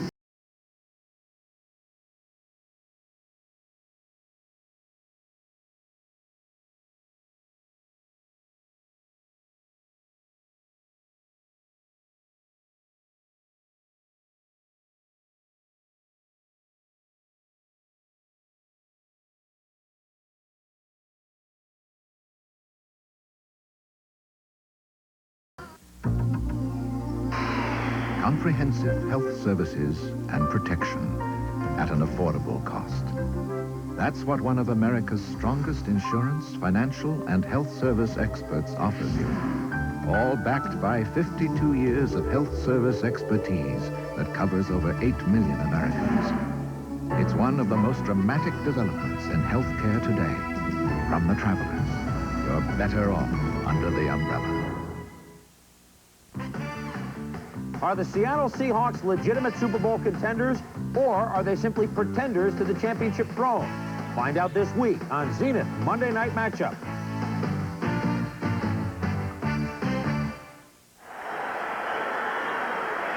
Broken bones are a part of pro football, but this is a little different bone.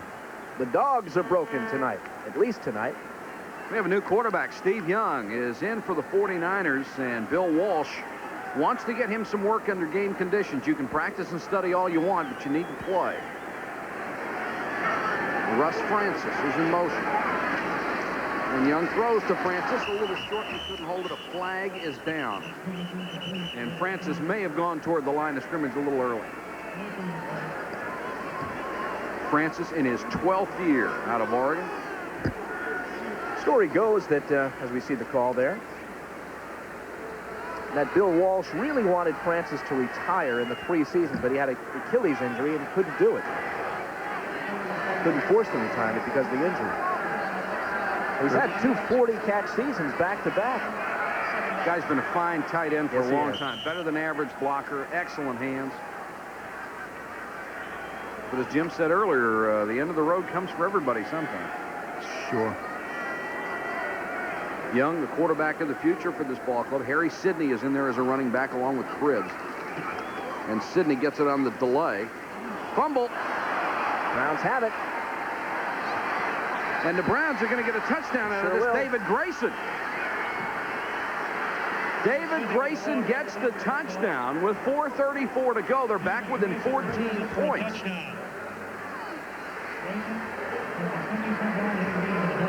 Boy, and Young didn't want any part of that fumble, did he? Well, I didn't quite see that. I'm not going to say anything yet.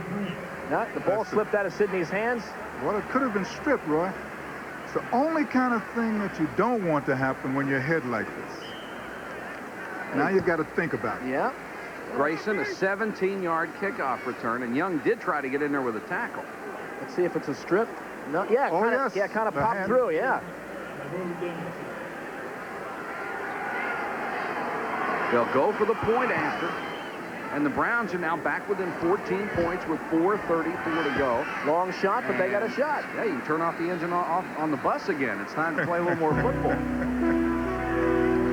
You put Montana back in the game now, Mike? Jim? I don't think I would put him back right now. I think that Steve Young needs to be in there at this time. I think it's going to be a difficult task for Cleveland, but we'll get a chance to see it. Crazier things have happened in this game. And that certainly wasn't his fault. No, it wasn't his fault. Montana, hoping he has finished his night, 23 out of 31, 342 yards, 4 touchdowns. Rice caught 3 of them. What a combination. But what I'd like to point out, fellas, is that when you're running back and you're intelligent and you know the game situation, the first thing you want to do there is cover the ball. Yeah. And Harry Sidney did not do that. That's first. You run second. Yeah. There are times when you run first and you cover the ball second. You never had a problem with fumbles, did you? Well, Not I really. had my share. I had more than I wanted. I really never wanted to fumble, but I didn't have too many. I hope the statistics prove that out, Roy. But you never missed a game in 9 years. No, never missed a game in 9 years. Of course, the question always comes up, who was the greatest running back of all time? For my money, it was Jim Brown, and if I had two guys to pick, it would be you and Gale Sayers. I think anybody'd love to have that backfield. Well, let's say that we had quite a few great runners in the history of the game, all right? All right. Thank you, though. You're very welcome. I know a lot of defensive backs would have voted for you, the guys who were counting cleat holes in their jerseys. Here comes the onside attempt from the Cleveland Browns. Bouncing ball loose, and it looked like the 49ers got it. It was close. There's a flag on the field. And Harry Sidney, you don't think he was happy to get that ball? Yeah. Deemed himself somewhat. Check out the penalty.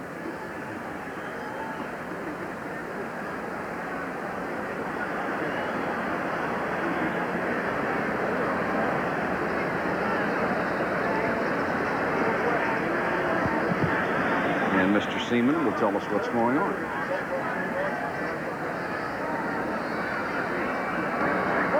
Offside, receiving team, number 24, re-kick, and it's Harry 5-yard Sidney. penalty. And they get another shot at it. That's why he was there on the play, because he was offside. Well, if this keeps up, you're going to see goat horns growing through that helmet. He's not a happy young man. They're still a long way away from being back in this game, though, Cleveland. Oh, yeah. But 2 bad plays in a row. They will have one more shot. Remember, the ball's got to go 10 yards unless the defensive team comes up to get it. And Jaeger will tee it up again. Sometimes they tee it up flat.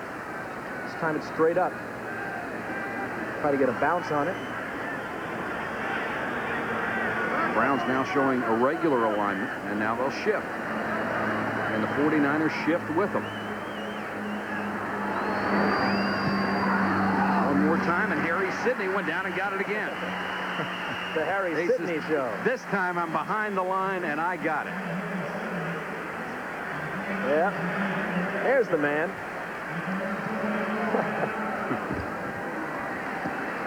They're talking about the Cleveland Browns. You know, the Browns have struck an anti-union pose of late. They've fired off a petition stating the union should be revamped. They recently refused to meet with Gene Upshaw, the executive director of the NFL Players Association. What do you think of the job that Upshaw did in the midst of the strike, Jim? Terrible. Should he be fired? Well, I think they need to make a major change. Steve Young, still the San Francisco quarterback. Harry Sidney, the lone setback. Sidney gets the carry off the right side, and he wrapped up the ball this time as he crossed the 50-yard line. Nobody was getting that one away. Yes, he definitely thought about it. What didn't you like about Upshaw's performance as the executive director? He never really had the expertise, and he never got the expertise. He needed someone who understood that they probably should have threatened a lawsuit rather than talk about a strike. A strike has never worked in the National Football League. SportsCenter follows this ball game. We hope you'll stay tuned for all the scores and the highlights. Cale Gardner and John Saunders will be with you. And the penalty is going to go against the 49ers. Hands to the face. Clock to Number stop. 81 offense. Still first down. Another hand to the face. That's called on Russ Francis. And you may be able to see it on the replay. No, he got it in there twice against Clay Matthews. No doubt about it. And you might as well get your money's worth. With that kind of blocking, you'll have a lot of that. Yeah. So 1st and 18 back at the 41-yard line. Keep it on the ground with Cribbs. Stays inbounds and is wrapped up at the 44. Clock running, as you can see in the lower right-hand portion of your screen. And now the Browns will use a timeout to stop it. Jeff Briegel was in there throwing a block. You got up real slow after every play. We talked about this before. Why was that? Was that out of design? It was definitely out of design. First of all, you conserve energy. You don't get graded between plays. Secondly, if you get up slow every time, they never know when you're hurt. And when they know you're hurt, they try to hurt you worse. Also, psychologically, they get keyed up. sort of like the shell game out there. You never give them an idea what's going on. Well, I don't know what the shell game is, but you're probably a little right, deception, Roy. yeah. Oh, well, yes. That's right. There's a rumor that O.J. Simpson could be part of a group for a new Phoenix franchise in the NFL, black ownership in the NFL. Well, I think it'd be very symbolic, but as a... Symbolic only?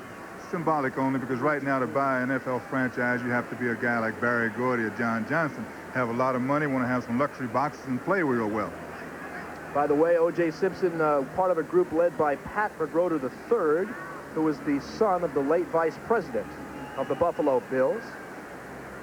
Is he going to get 51% of the franchise? Well, as it stands now, O.J. says he would make a substantial investment, but no interest, he says, in running the club day to day. I guess substantial investment means a limited partner. Well, we need someone like Gene Burroughs, who's now an agent, who was the general manager of the Houston Gamblers, who negotiated for Cribbs, and who brought in Kelly and also went down and signed Herschel Walker. That's the kind of guy we need. Active. 2nd and 15 with 3:50 to go. Young, the quarterback. Rathman back in there at fullback. Cribbs, the tailback. Cribbs has it, and a loose ball. 49ers got it back at the 43-yard line. Do you believe that? Bills... Carl Hairston wrapped him up. The ball came loose. I know what is running through his mind right now. Here it is from behind once again. Cribbs. You're amazed, though. You know, all you have to do is really hold on to the football. I guess it sounds easier than it is. But, yes, it does. But Harris Barton, the offensive tackle out of North Carolina, made the recovery. And there's another stoppage of the clock. Second timeout for the Browns with 3:39 to go. This telecast is presented by the authority of the National Football League, and it is intended for the private use of our audience. Any rebroadcast or other use of this telecast without the express written consent of the National Football League is prohibited. Would that have been a big play to get it back with 3:39 to go in 49ers territory? They would have still had 2 timeouts left, chance to score in a hurry, and they're only 1 touchdown behind. Then you might have seen Montana back.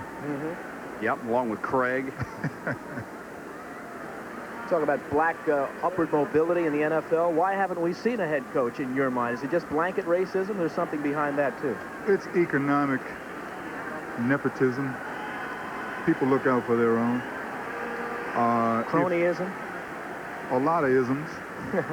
I can't get into all of them now, but I think we'll see that soon. Have you ever been interested in being part of a group to buy a franchise? No, not really. I don't want to do anything symbolic. I think that you have a lot of qualified people. Bobby Mitchell can be a general manager. Yeah. You make him a general manager of Washington. He was the first guy that integrated the league. He integrated that team when he was traded from Cleveland. Tank Younger with the Rams? Yes, I guess Tank is with San Diego now. Right, I'm sorry, San Diego. You have a lot of qualified men. Willie Brown, Tony Dungy. 3rd and 15 right here for the 49ers from their own 44. And Young wants to throw. Throws over the middle, complete to Rathman, close to the first down. A flag is down late. They're pointing at Bubba Paris, and it's very close to a first down. Incidentally, an NFL record tonight for Bubba's on the football field. There's the call. And Bubba was downfield a little too far on that one. That's right. When you're 6'6", 306, a little tough to hide out there. Cannot hide. Bubba Paris, Bubba Gross, Bubba Baker. 3 Bubbas on the football field. The former record. Ineligible downfield, number 77 offense. The former record, 1967, when Bubba Bean was hit by Bubba Smith. Isn't Bubba a ridiculous name for a human being? Not if you're from the South, it's not. Bubba. Sounds like my grandmother. A lot of Billy Rays and Bubbas down there. Yeah, I don't tell these guys that Bubba's a ridiculous name. Well, I tell you, I thought you were using Rice so much at the top, using those strange jokes you have, but it proved to be exactly right. So maybe this Bubba thing is going to be the same thing. That's right. That's right. 3rd and a quarter mile. And they'll go with the delay. Rathman wrapped up. Mike Johnson's had a fine ball game for the Cleveland defense. And this will bring up 4th, and they stop the clock with 2:56 to go in the game. That is the last Browns timeout. Mike Johnson's a guy that majored in architecture at VPI. Very bright man. People say, well, did he cross the picket line? His mother is the head of research for the AFL-CIO headquarters. What do you think? I got a feeling that maybe he was pro-union in this equation. Academic All-America, broke his finger, but that will not deter him from book reading, folks, because you've got to study with pain, okay? He's a nice kid, terrific kid, Mike Johnson. You have a very interesting situation right now. The Browns' special teams is every man is over at the sideline. The 49ers have had some significant block kicks. Yep. And they may be coming after Max Runninger. I'm sure they will. And he had one blocked in a big loss to New Orleans. New Orleans, the chief rival of the 49ers in this division. So Runninger's job, if they do come, is just to kick it and get it out of there.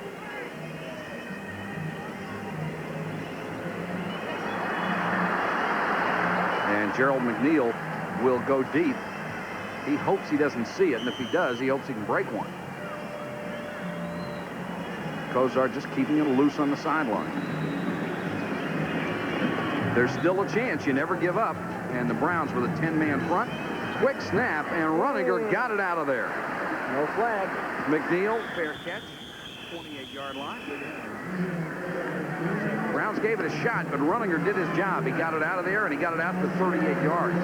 So we have 2:49 left in the game. The Browns still need 2 touchdowns. There it is one more time. Came real close to having this kick blocked, but no flag, roughing the punter on this move. Derek Tennell almost got there. Reserve tight end. The kicker right here should do a little acting. He did get his foot. In fact, he fought to stay up. Most guys would be rolling over and over on the ground. Kozar with no timeouts. Got to get it done in a hurry. Dumps it out for Fontenot. Fontenot trying to get out of bounds, does. Nice job at the 33, but only gained a couple. Don Griffin was trying to hang on. Fontenot did his job. Yeah. Get out of bounds, stop the clock, no timeouts. Schottenheimer likens Fontenot to Marcus Allen. You wonder why he doesn't play more then. He thinks that much of the guy. Well, Marcus Allen might not be playing as much as he wants to now. That's right. Numbers on Kozar for the night.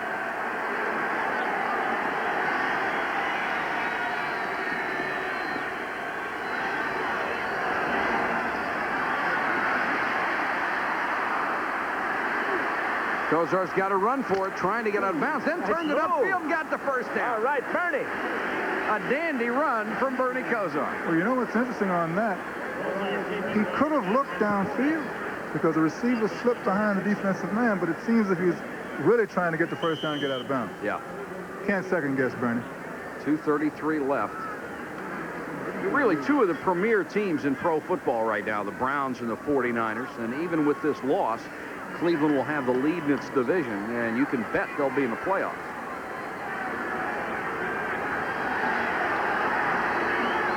And they're not out of this one yet.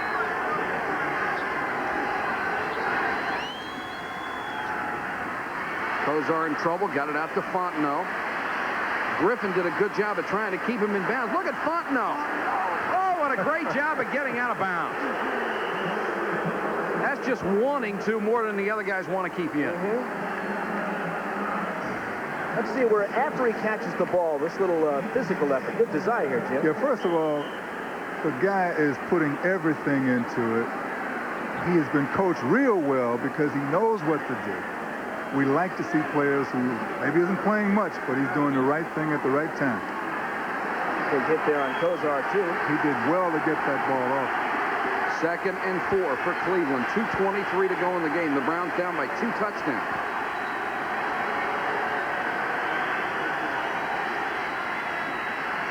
Four-man rush, and they're chasing Kozar every time. Deep downfield this time. Slaughter was out of bounds, and it's intercepted by Holmo.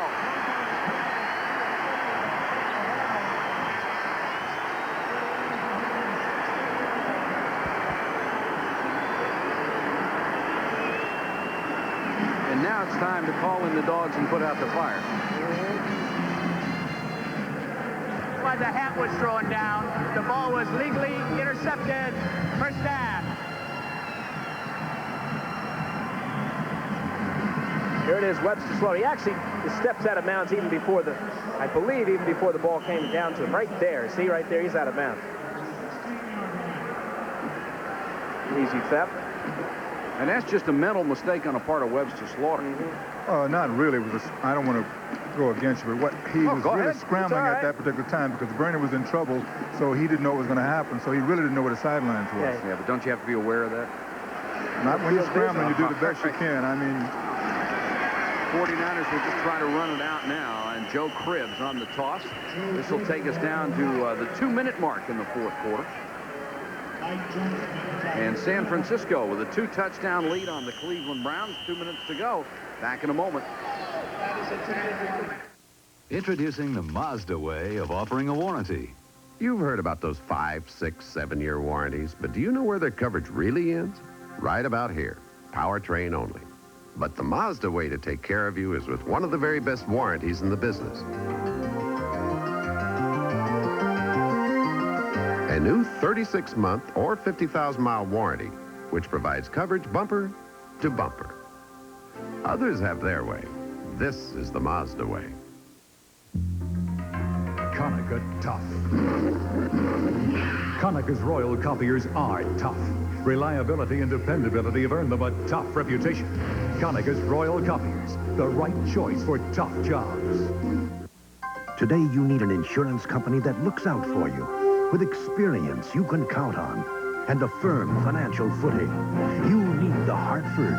When you need us most, we're at our best. That's the Hartford difference.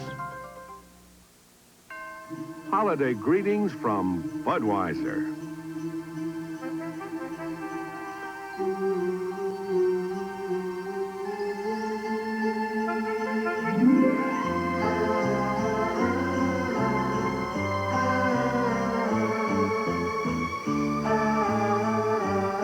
The people who bring you Budweiser wish you and yours the very best of everything this holiday season. At the Pro Bowl, which you'll see right here on ESPN in February, the Travelers Corporation will present the Travelers NFL Man of the Year Award to the player whose on-field performance is complemented by significant community involvement. This year's nominees from the Browns, Bob Golick, the nose tackle, and from the San Francisco 49ers, safety Ronnie Lott. And the 49ers have the ball just working on the clock from their own 23-yard line, 2nd and 3. Rathman covers up the ball, got maybe a yard. Got a couple of moments left in the game. Can you talk about your relationship with the Browns owner, Art Modell? Had it changed after you left Cleveland? Yes, we had a love-hate relationship at Cleveland. Art was a great young businessman, came in with his dynamic attitude, got rid of Paul Brown. Blame me, no, he really didn't. And now, of course, we are friends. I think it's a very sensitive relationship. I respect him. He respects me. The heart attack, though, changed your his heart attack changed your relationship. Well, I think it would always change the way that anyone would look at things. It did change his attitude because, you know, you look at things different. Also, I think that the young players who get the $1 million contract kind of changed his mind about how I was. Cribbs on the toss, trying to stay in bounds and doesn't do it. Got out to the 27, so he stops it with 1:11 to go. We invite you to stay tuned for Sports Center, which follows our broadcast. You'll bring you up to date on all the scores and the highlights. Here's what the quarterbacks have done tonight, and Joe Montana with an absolutely brilliant performance. 4 of those touchdown passes caught by Jerry Rice. Can't ask for much more than that. And Montana gets a congratulations with 1:11 to go. It is a first down for the 49ers. The Browns are out of timeouts. They can't stop the clock anymore, so Steve Young will now just kill the clock.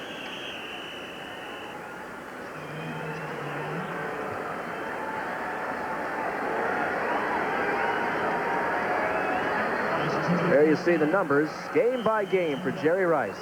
Sizzling rice tonight. No doubt about it. He was cooking. Fabulous. Look at those numbers. He made you look great. Yeah. He made you look great. It was obvious. I mean, this is the guy that they went to. They've lived and died with Jerry Rice, and mostly lived. The NFL record for consecutive games with a touchdown is 11. And Elroy Crazy Legs Hirsch in 59 and 60, or 50 and 51, and Buddy Dial of the Steelers in 59 and 60 are the guys that did it. You don't want to bet against Jerry Rice tying that record. And that's the last time they'll have to snap the ball. Bill Walsh and Marty Schottenheimer.